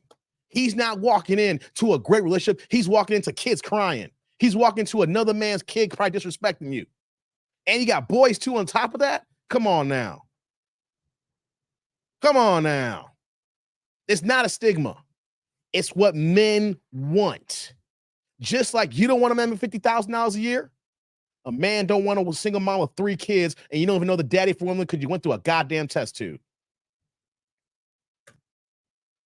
Okay, so that is your preference. So one would say you are stigmatizing a 50K man because he's not good enough for you to date. And that's and you would say, don't be offended by that. That's just not what I want to date. So you can't get offended if a guy says, I don't want to date that. Just like you have the right. Wow, Kendra's being smart for once. That doesn't match you. He also has that same right to say this is not what I desire. So it's not. So I don't think it's fair. I don't think it's fair to say you're being stigmatized. You're just, as much as the 50K man, I just want men or society to at least have the openness before they shut down. Because sometimes what the hell are you talking about? You just said that you're not checking for 50K, but you're gonna talk about you wish society be open to it. You ain't even open to it. Guys, hold on. Big box for a second. Big box. Put me in a big box. Guys, do you not hear what she is saying? She is literally gonna try to go on a tirade here about society and stigmas, how black men need to be looked at for 50K when you just said you ain't checking for it. How are you going to try to put society on this here when you out your own goddamn mouth won't do it? Sometimes it's like, oh, she's a single mom. They're shutting down right away. It's like me. I mean, I said 200, but I'd be open to a 150. Oh, wow. Single moms are so quickly that you can. Wait. You said 200, but you'll deal with 150? Oh, wow. What a big sacrifice. What a big goddamn sacrifice. We know why she's single, guys. We know why she's single. I think that she's involved on the scamming for the PPP loan. As she sits here and talk here right now with no accountability, I think that she was in on it. We're almost close to the end here, but she was in on that scam. Why would you run? You say 200, but I'll take 150. Oh, how polite you of your selfish ass. Oh, it's a stigma. Men don't want to date single moms because single moms who are acting like you guys want to deal with this here. We got to pay for you and the 3 kids. Well, you don't got to pay for them right away. The point is, there's going to come a time when we do got to pay for them. See, she wants a man to financially provide. That's her number one goal. She's not looking for a protector. She's not looking for a moral character fiber man. She's not looking for the man with good intentions and goodwill. She's not looking for a gentleman. She's not looking for the guy here who is going to be a hard worker that's going to provide for his family. She is looking for financial stability. This is what we got here, fellas. Financial stability. You may not see this exact woman on the streets here who got 3 kids who's artificially inseminated, but best believe, guys, that I bet you for a fact that every one of y'all in y'all lives has messed with a woman like this, but maybe she didn't come out the way that she's coming out right now, but had the same mentality and the same no accountability and the fact that it's her world and you just having to orbit around it here. There is no justifying her. There is no reason of her. She's going to want to get her way, or there's no way of the highway here, and she's going to run.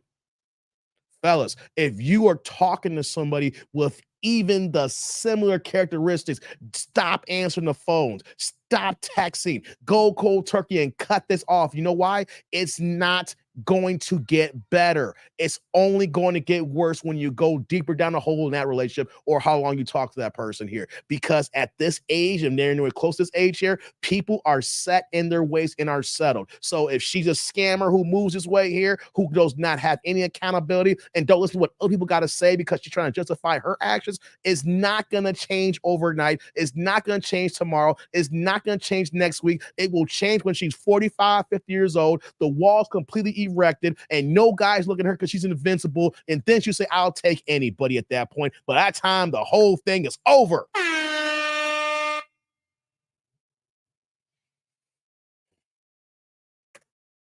Bypass a wonderful jam. That's all I'm saying.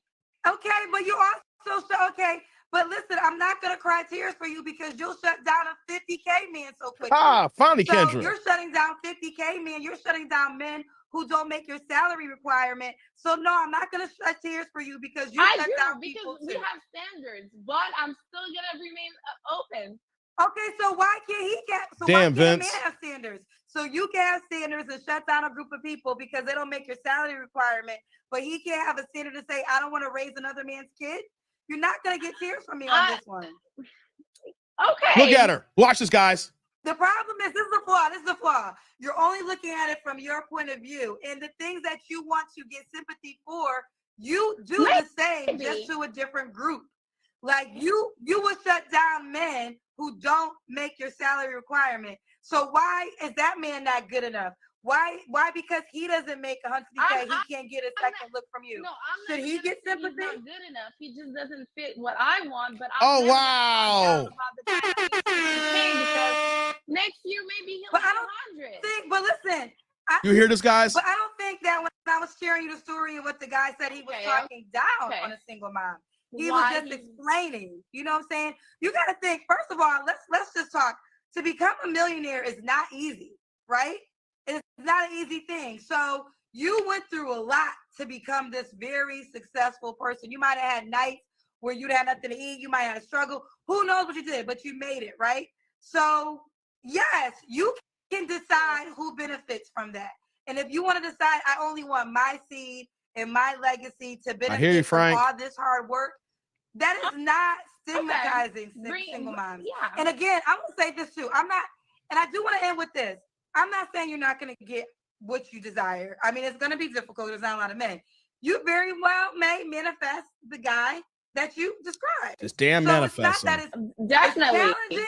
Definitely. Some would say it's impossible. Very challenging. No, see, Kendra, this is where Kendra's off here. There's two. This is how we look at it here. Will she be able to find a man? Yes. Guys, let's just call it a being here. Women, it's easy for them to get a guy compared to us finding a woman. The thing is, her find the man that she wants. So I'm sick and tired of Kendra saying it like, well, you're a beautiful girl. Like, man, no. You need to understand that, yes, she can get a man. What she's looking for is what she's not going to find. And if that man does come in her orbit, he's not taking her seriously. He's going to act all nice and be accordingly gentleman, but all he's looking for is the buns glazing. And after he hit the skins, if he don't like the draws or if it's just okay, he going to keep it moving. If the sex is decent, he going to keep her on the roster, but not take her seriously. So Kendra, you don't know what you're talking about here from this aspect here. You need to reword this here. All right. You're going to find the man. It's not the man that you're looking for. Okay. And if it's not the man you're looking for, what do they say? I'm settling. Right. But in actuality, that man is settling with you.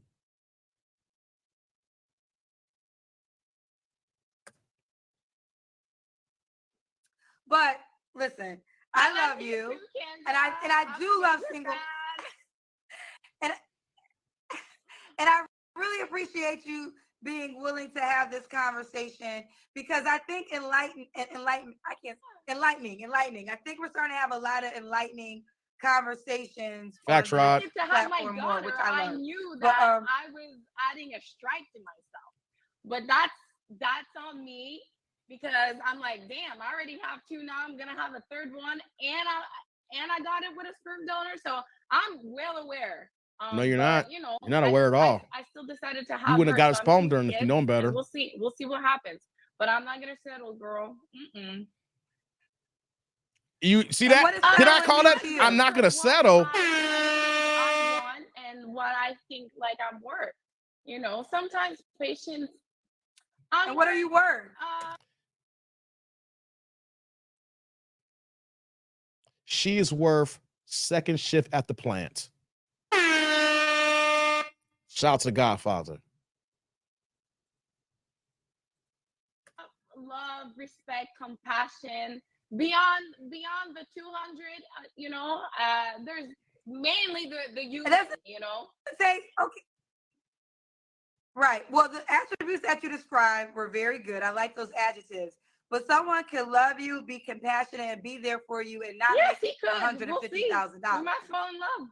I'll call you if that happens. I love it.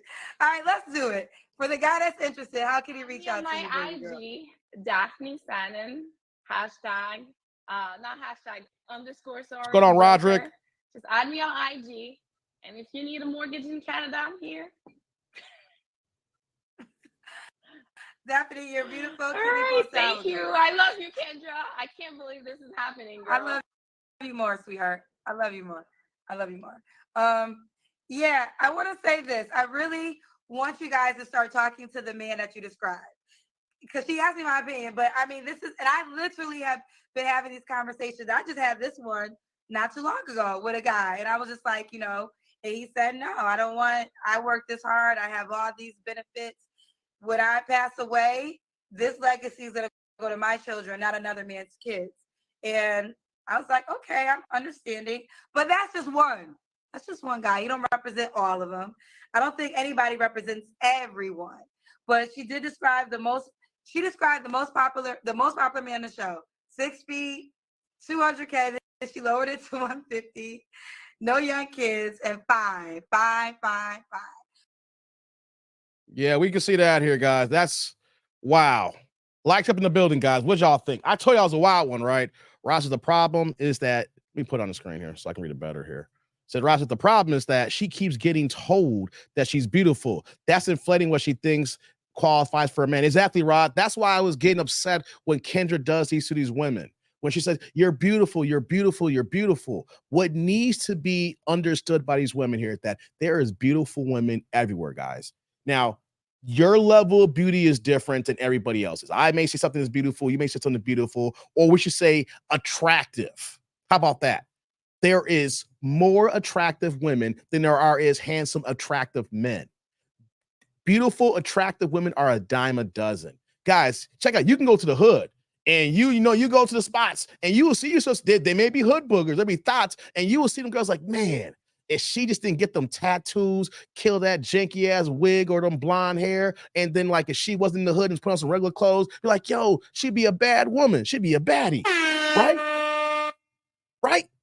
But no, you see, because there's beautiful or attractive women everywhere. You go in the hood and you can find her. You go, she could be poor as hell. And you say, so all she needs is a makeover and some clothes, and she will look halfway decent, right, guys? I don't know how many times I've seen it. Matter of fact, one of my exes, my girl, I foresaw the beauty, right? We saying that, hey man, she was bad, but no one knew she was bad because she was always homely. And I was like, you know what? I ain't be cat to save them, but if I just give her a hair done and a little makeover, I'll have a badass chick. Check this out, man. She was black, Belizean, and Chinese. Oh man. Yo, put some clothes on her, gave her some heels, got her a makeup kit, got her hair done, you know. Yo, I had guys at my job hating. It's like, yo, this is your girl? This ain't the girl with the t-shirt and jeans on. I said, no. I built me a chick. No, I ain't gonna say it like that. But no, I'm saying though, she was very attractive. Like you can see from the outset that she was a very beautiful, attractive woman, but she was just chilling at home. I was like, yo, let me help you out for a second. Let's go get this stuff taken care of. And she went from, an attractive woman who can tell that's been chilling to goddamn. Right? I'm using that example that there are so many goddams out there, but they just don't have the funds, whatever the case may be, or they're just not moving like that, So I say out to say, there's tons of good looking women out here. Sometimes you gotta clean them up. Sometimes they're already hood, and then they're already out. Then some girls there's already got that put together. And they're attractive, but they are a dime a dozen. And Kendra needs to stop saying, well, you're a beautiful girl. You're a beautiful girl. Well, you know something here? Being beautiful is not getting you a man. Dank's like, trained her. I should have known Dank would have appreciated that. Hey, man. Yo, she didn't care. I dated women like this. She didn't care about money. She didn't care about clothes. See, here's the thing too, right? She's American, but she didn't have the American mindset because of her half the family from Belize and the other part was from China, So she had, she had a Chinese mindset. How they want to cater to their man to a degree. So she didn't care about that stuff, right? I try to find women who were like that to a degree, who could fit on my level, as far as talking, not that extra stuff that a lot of these banshees like we saw on this screen do here. But the point I'm saying, though, is that, Dank, that she was attractive. Other guys saw her thinking she was homely. And I was like, nah, y'all just ain't missing. This is a diamond in the rough here, baby. Diamond in the back, sun rooftop, digging in the scene with the gangster wing, woo, right? I saw a diamond in the rough and cleaned up, bam. And I'm saying that, she became an attractive woman to a goddamn baddie. And Kendra keeps saying, you're a beautiful girl, which gives these women confidence that they are better than what they are because of their looks. Looks is only part of it. We as men, and you guys will probably agree with me on this, we want ourselves an attractive woman. We want a beautiful woman. We want a baddie. But you want to know something? Tell me if I'm wrong that we'll take a couple of ticks off the beauty measure if she is agreeable, she is feminine, and she rocks with us. I don't need a 10 in the looks if she's going to be a goddamn hassle. Who cares about beautiful? Because, guys, I'll tell you right now, you deal with a beautiful woman, you're going to get tired of that beautiful woman when she acting a certain type of way. You don't care how, after a certain type of period here, you're going to see that beautiful woman as an ugly ass woman on the inside. Dank says, making all kinds of investments, brother Dave. Stop it, Dank. Stop it, man. Rod says, ain't no way you're going to have peace in your house with that woman. Exactly, Rod. Guys, would y'all agree with me here? I don't know, Dank would, because Dank always got baddies, right? But will you turn down a 10 with a janky-ass attitude like this here, or would you take an adjustable 6 who is going to rock with you? She's going to be feminine. She's going to be your right hand. She is going to support you. She ain't going to be acting all crazy and disrespectful to you. She's going to recognize that she's a woman and you're a man. Would you take that from an adjustable 6, or would you take the baddie 9 or 10 that's giving you goddamn hell, but y'all look good in the streets? I don't know about you, but give me the adjustable 6 so I can sleep good at night. I don't care about being on these streets because I have a badass woman. Nah, man, give me the one who's going to rock with me. Let me see. Oh, shout this out here. Shouts my man Roderick in the building from Bermuda came in. What's going on, brother? I'm glad you here because you coming in, checking in. I like my regulars like you, man. My tribe, my supporters who come through, man. He come in with the $20 holla, turn the chat orange here. Man, what's going on today, guys? Y'all ain't got no questions or comments. Y'all dropping this for the love of the game today. I can appreciate that too. Either way, guys. Man, Roderick in the building. Hey, brother Roderick, salud. Thank you for the holla. I appreciate you, man. Thank you, thank you, thank you. I hope everything is good on your side of the world. Hey, you want to know something? Roderick don't got those problems. I haven't talked to Roderick much, but I remember in the chat a while back how he was talking about his woman and everything. Roderick ain't got those problems. Roderick's living good right now. Roderick got a feminine woman at home, a little bit younger than him, just keeping the peace at home, and my man ain't complaining. Ain't that right, Roger? You told me you ain't complaining, right? You got yourself a little baddie who's younger than you, holding you down, brother. Hope all's good in Bermuda, brother. Hope all's good in Bermuda. What's going on, Frank? You said you have to be good outside and inside. Looks does not make a wife. Facts, Frank, because we all know looks fade. If you do decide to get married, and so I look at the fact that if you get married, that's forever. That's for the long term when something crazy happens where there's someone's cheating or there's some DV involved. If it ain't those two situations, you plan on getting married, you put the rocket out for a long time, right? Beauty fades, guys.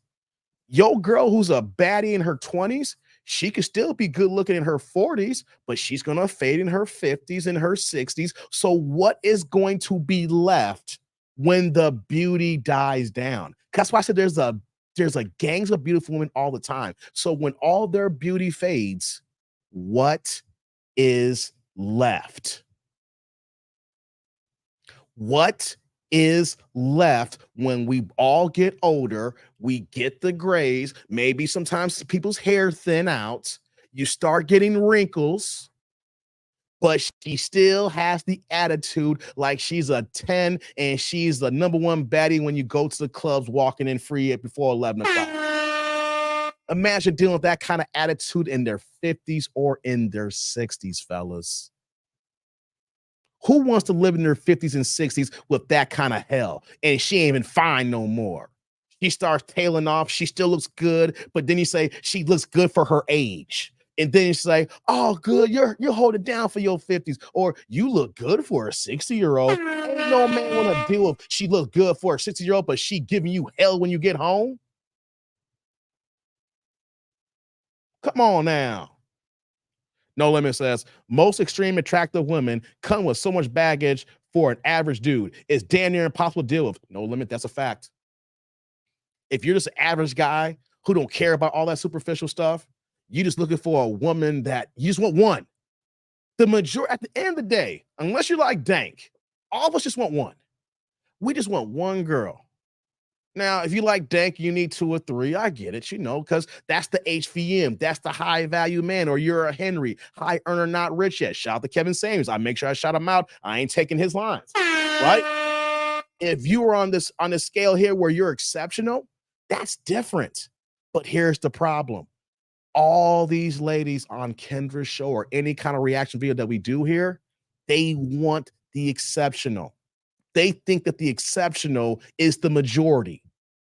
If all of us brothers were running like this, I can understand why ladies would think that's the case here. If we had nothing but good black brothers who was making money, we all were tall, or 6'3", 4. We all got 6-pack or 8-pack abs and obliques. We don't got 6-inch dicks. We got 8-inch mandingos.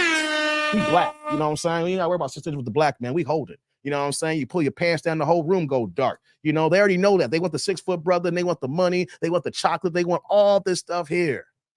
Right? And what do we want? Peace, cooperation. We want a bad chick, but do you look good enough that we're attracted to? See, women think that you got to be a 10. You don't got to be a 10. You got to be a 10 to us, if that makes sense. We know that you're not a 10 in the looks, but are you a 10 to us? Like we're saying that, do you do it for us? Do you sexually turn us on? Do you make us want to protect you and provide for you because you are a woman? You're in your femininity. You are a good mother. You're helping raising our child or children. You see, a man will go through a brick wall when he knows he's appreciated. Am I right or wrong, fellas? Fellas, if you know for a fact, maybe you are in a situation now where that your woman appreciates everything you do and she is happy that she locks you down instead of being out here in these streets, you will run through a brick wall for that woman. Yes or no? One is yes, two is no. Pooh Man says Bernie Mac reference. All good, is Roddick, no doubt, no doubt. Vince says, ain't no woman living with me going to clubs. Thank you, Vince. Thank you, Vince. Look at that, y'all coming in here. Yeah, some of us just lack humbleness. One, yes, one. We just want the one for us. Are you attracted to us? Do we find your sex appeal? Like whatever you got, do you make us tick? A 10 doesn't have to make me tick.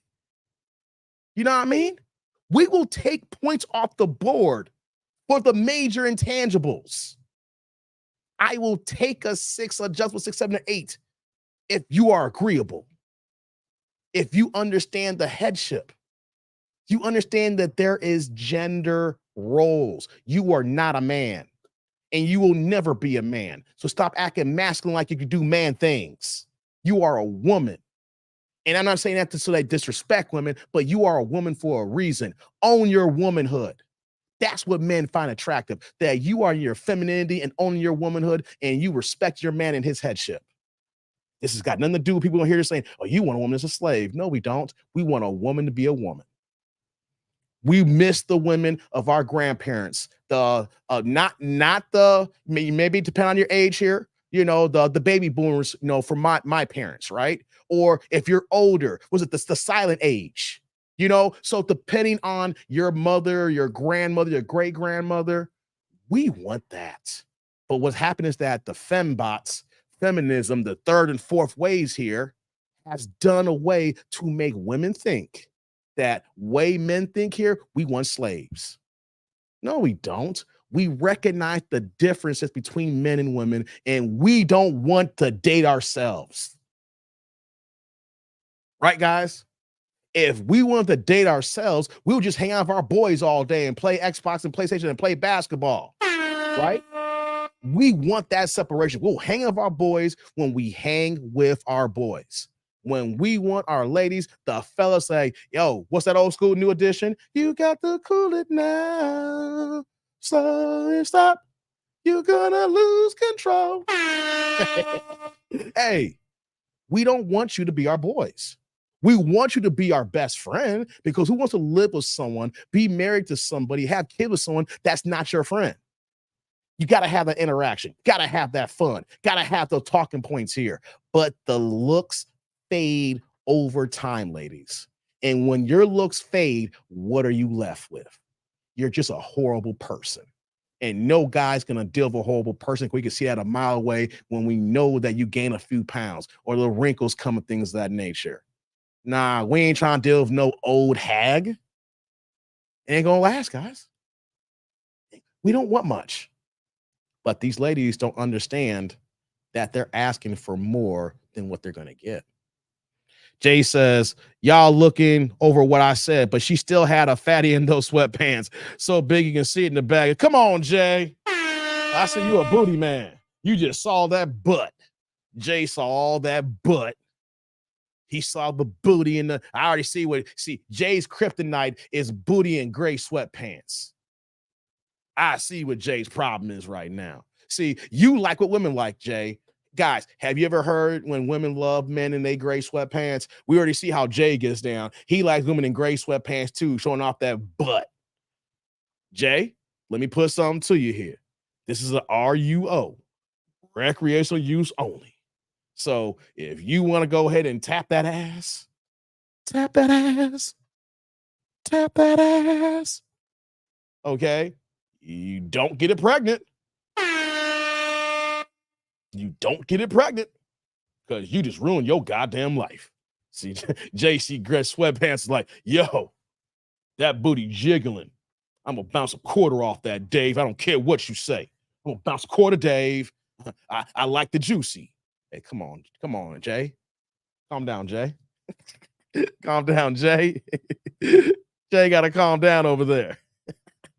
Jay gotta calm down over there. Dank says women talk about hustling and working as a turnoff. Dank, who are you telling? Hey, Dank. True story. It's for everybody here. I dated this one woman, attractive as hell. I'm not doing her justice. She wasn't just attractive. She was fine. She was fine, but she was also a feminist. Oh, God. Yeah. You know what I'm saying? But you want to know something? I never forgot this, and it stuck out in my head. She told me she would rather work than have fun. I looked at her like she was crazy. I was like, what? At the time, I'm working like 70 hours a week on a good week. And I'm able to do some things. I'm working, busting my ass off. And when I live with a woman, I want to spend quality time and I want to enjoy myself and literally let my hair down. And you're going to tell me that you would rather work than have a good time? I'm going to tell you right now, Dank, when she said that, I didn't even realize it. But that was the beginning of the end between the two of us. Because of what she said, I already started to check out. Because if my black ass is working this hard here, I don't need a woman who's working that hard too as well. When are we going to see each other? When are we going to have a good time together? Or you're going to be always too tired to do things, and then she's going to be cranky, something like that. And you know how women move when they're a fembot and they're working all these crazy hours and they ain't got no time to themselves. It was the end right at that moment, and I did not even notice it. But that was a learning lesson. Any woman that's going to tell me that she would rather work than play, you got to go. I work my ass off here. And if I know for a fact when I get some free time, I'm going to make sure I'm going to chill and enjoy myself. But you rather work? No, go somewhere. Where you know what, though? You rather work now. Holler at me in 5 years and see how that's working out for you. No Limit says, booty butt, booty butt. Oh yeah, booty butt, boondock, booty butt, booty butt, booty butt. Come on, man. You may watch Boondocks No Limit. Hey, man, you gonna make me watch Boondocks right now. Dank says, I don't think many of y'all go to the gym with the reactions to mildly. So I don't think many of y'all go to the gym with the reactions to mildly attractive women. Come on, guys. Okay, 1 second.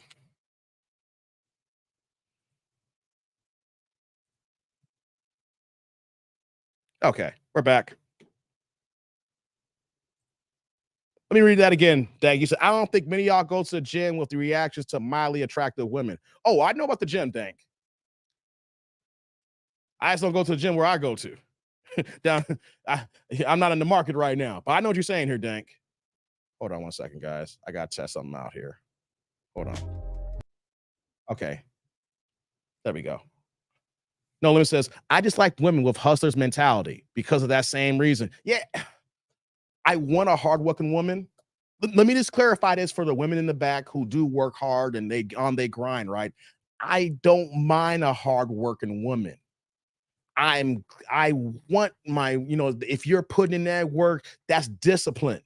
What I'm saying, I just want people to understand, and for the ladies to understand too, it is unattractive when you prefer work over spending quality time with your man. You would rather work and grind than relax and put your hair down. There's a time and place for everything. We know that you got to work and get your money to pay your bills, especially if we're not living together, we're not official, you're not married. You got to take care of yours, I got to take care of mine. But when women say that they would rather be working than spending quality time, then it was over. No Limit, Dank, it was over and I didn't realize it. I had no idea. And after that situation was over and I reassessed the situation, I told myself, if I ever found one of these traits ever again, if I was out here in these streets, I would just run. And whatever you say is like, no. Let me see here. Jay's like, I feel you and Dank, though, bro. I can't stand that boss. I like the feminine softness that are feeling needed. And Jay, that is the biggest problem that we're running into today. All these women claim to be bosses, but they got no employees. All these women want to run these entrepreneur and hustles when you're not, don't got a job. You're claiming you're a boss. You're not a boss until you got employees, right? They are a hustler. No, because you know what happens? they can't turn, let's say if they are successful in that manner, they can't turn the switch off. That boss mentality that's at work comes home, and then they want to boss us around and not realize it. They want to wear the pants. And when they wear the pants, we already know how real men feel about that here. I shouldn't say real men, but the men who are in the know. Because when I should say real man, that's a disrespectful term. That's what women do to us, guys. I shouldn't say that. But when a man who's in the know, we look at it as it's not attractive. Because what women don't understand is that barring any help with us, if there's going to be a long-term relationship, at the end of the day, the man's going to be holding the fort down at one point. If you have kids, she's not going to be able to work. And then, she's going to have time off. And then when she goes back to work, it's not going to be the same because she can take FMLA. She's going to be time off. She's got to be home with the kid, things of that nature. We're going to be helping the team together, but we know there's going to be transitions and phase in the relationship. And as we get to a certain point here, we know if the women ain't going to be working longer than us here because we are the man and we're supposed to be taking care of the household, supposedly here. If we are on our square, we're 10 toes down and we are the provider who we are for our family and being the men who we are built to be, we're not going to want our woman to be working in her 50s and 60s unless she got a good job and she loves what she do and she loves work and it's not impacting the family. But we all know at a certain age, the woman's going to stop working and we still got to keep going. So it makes no sense to have a boss chick when that money's not going to be sustainable because it's going to cut off soon. Whether you have kids or you get to a certain point where she gets tired, and that's when we step up. That's what traditional relationships look like with our parents and our grandparents. So she's going to run this boss mentality, and then she's going to quit and still have this boss mentality, becoming a banshee and being a living headache to you guys. Dank says, we're talking about living to work. Yes, Dank. Yes. Living to work. That's crazy, ain't it? Are you living to work or are you working to live? They're different. They sound the same, but they're different. If you're on that boss-ish, then you're throwing off you don't need me vibes. If you don't need me, then what are we doing? The feeling of you needing me makes me want to break that back. Jay, come on, man. Exactly. That's what I was saying here. I was saying that earlier. We will go through a brick wall for you, ladies, if you are in your true womanhood and femininity. You're not disrespecting us. You respect us. You appreciate us. We don't need you to tell us every single minute, but at those important points, you recognize that you come to us and say, hey, baby, I just want to let you know you're doing a good job. You holding us down. I don't know where we would be without you. It don't got to happen every day, but every so often she comes to you saying, hey, I don't know where we would be at without you. You holding it down, and without you, there's no us. So sometimes it's all we need is it's just some of that affirmation, that confirmation to know that we are doing, we may know it, but we want to make sure that it's not being taken advantage of. And if she recognizes that, then she's really a good woman, she's going to let us know that. Now, as I take that back to this woman here who reacted to, you think that she's going to give you any confirmation that you're doing a good job? This woman went on her own to get artificially inseminated with nobody to talk her out of it. No man there to let her know that, hey, it's going to be harder for you to find a man if you do this. You already got kids. Why are you doing this for? You already know that she's already headstrong and she's going to do what she's going to want to do. That's an extra point that I didn't add here. She's going to do what she's going to want to do. She's going to be headstrong. And then what's going to be crazy is that she's still going to expect you to do the same with her acting that way. We guys don't want that. So with this video here, guys, if you have a woman like this in your life, cut her off. I don't care. It's only going to end bad for you. The best course, if you know that something's not going to work, don't stick in that situation. Rip the Band-Aid off, get out of it so you can start the process of cleansing her out of your system instead of missing her and start, thinking about her, things of that nature, so you can move on, get yourself to where you want to be, and then you will find the woman who's supposed to be with you. When you're dealing with the wrong woman, trust and believe she's going to make your life live in hell where your mind is going to be all out of sorts where you can't even see from the front here. You can't see the forest from the trees. You need to be there, guys. It's going to suck at first because maybe let's say that you're in a situation where that it took you a while to get this girl and you've been without, you got desert dick. You know, you like the Sahara down there. It's firecrackers if you take your tidy whitey Fruity Looms off. I hope you're not wearing tidy whitey Fruity Looms, but you get the idea, right? You know, and you say to yourself, yo, I'm getting regular booty on the I'm getting booty on the regular. That's okay, guys. You're learning more about yourself, and you will find more booty if you don't care about booty. Whoa, whoa, whoa, whoa, whoa, whoa, whoa. What did I say here? What did I say? If you are a sucker or a simp for the booty, that's going to be a problem. If you are doing what you're supposed to be doing here, you will be able to get more booty when you're not thirsting over the booty.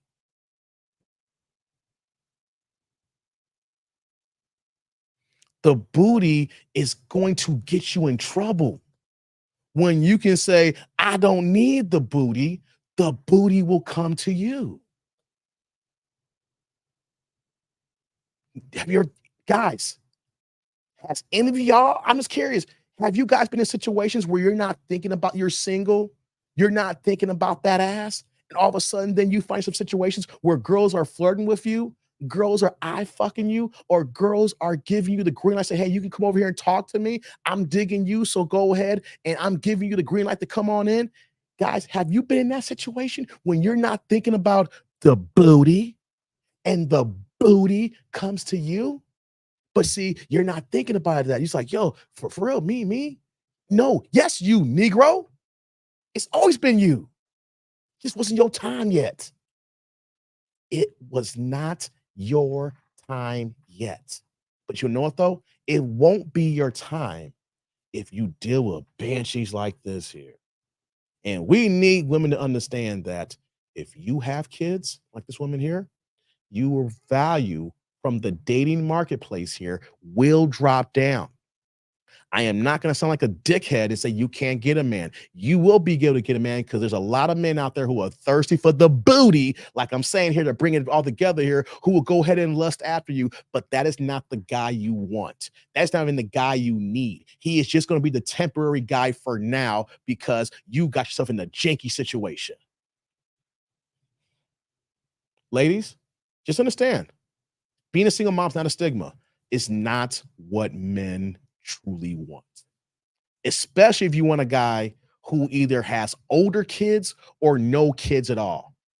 He does not want a baby mama with young kids.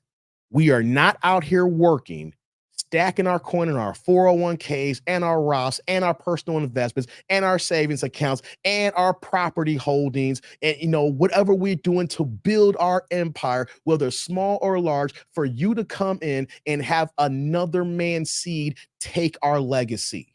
No, we want to build our legacy. We want the kids to be with the woman who we are with. That kid could be a beautiful kid that you had, but he is not our kid. She is not our kid. That is not my blood. And you can think that that kid is your blessing. It is not my blessing. That is not my blood. That is not my seed. That is not my family.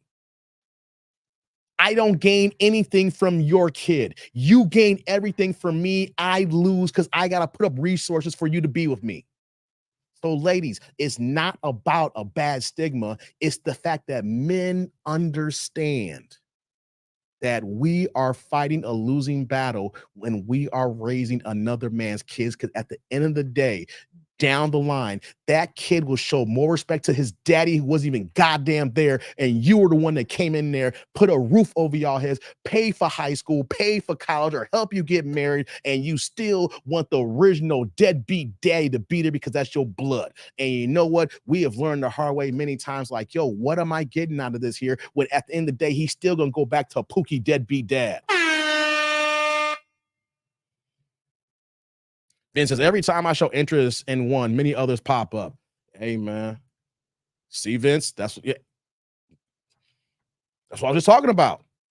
Dank said, the less I cared about booty, the more success I found. Exactly, Dank. You get it. I know you do. You ain't been thinking about that ass, and that ass just come right to you. That's the best time, ain't it? Because you thirst. Here's what, guys, what you realize. When you thirst after the booty so hard, women can sense the thirst on you. They can smell it on you. It's like desperation. Oh my God. It's like a hot car named Desire. Oh, Lord mercy. And when they sense that desperation on you, that you're hot, you're on the prowl, you out here thirsting, you out here, like I said, desert dick in the Sahara here, they gonna see that, and that looks unattractive to the women. Benny says, been there and done that. No benefits in this. Facts. Guys, just be relaxed and let the booty come to you. And we got to say this every single time. It sounds cliche, but it is a fact. You will lose women. Hold on. You will lose money chasing women. You will never lose women. Wait, I keep messing up here. You will never lose women chasing money, but you will lose money chasing women. Thank you. Finally got it. What do you want here? You want the money in your pocket and let the women to come, or do you want to chase these women and you be dead ass broke? I prefer to have my money in my pocket and have them come to me and to see what they're talking about. But hey, what do I know? I'm just a YouTuber out here in these YouTube streets. Hey, oh God, we've been here for 3 hours, guys. I gotta go. We did like 5+ hours yesterday. We did 3 hours a day. We start off the month right here. You know, it's the August 2nd here, back-to-back live streams, man. We coming back strong August here. We got to get back into the groove of things here because y'all miss me. You know, I get it. I miss y'all too. So you know what? Man, we got to keep this going here, baby. I can't guarantee tomorrow. It all depends on my voice here. You know, my voice held out good today. I'm going to go get some tea after the fact here, get some good sleep. So in the morning time, we'll figure we're going to live stream tomorrow if I drop some reaction videos. You know what I mean? So one thing's for sure, though, we'll be back on Friday. That's a fact. You know, I can't guarantee Thursday. We'll be back on Friday. But you know what you guys got to do, guys? Like, comment, subscribe, and click on the bell notification below. You gotta support the kid. I need the likes. Guys. Help me out here. What's going on? Who said, preach, brother Dave? I'll put you on the screen. Thank you, man. Thank you. 74. Appreciate you.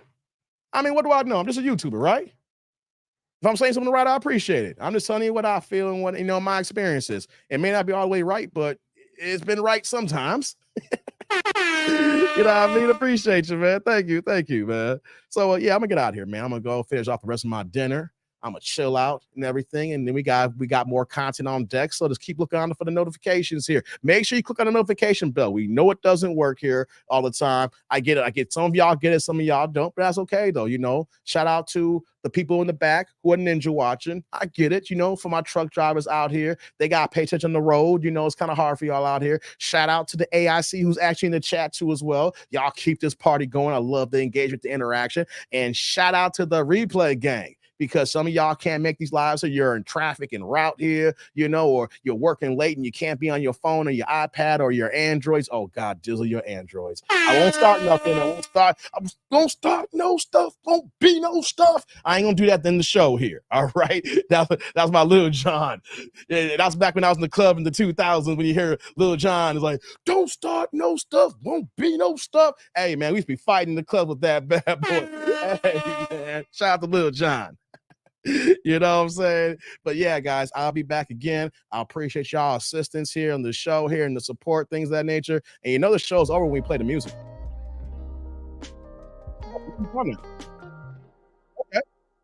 Okay, we got the music started back up here. Hold on. Did it stop? Okay, the music's back now. Okay. The music's here, guys. Always. Good night.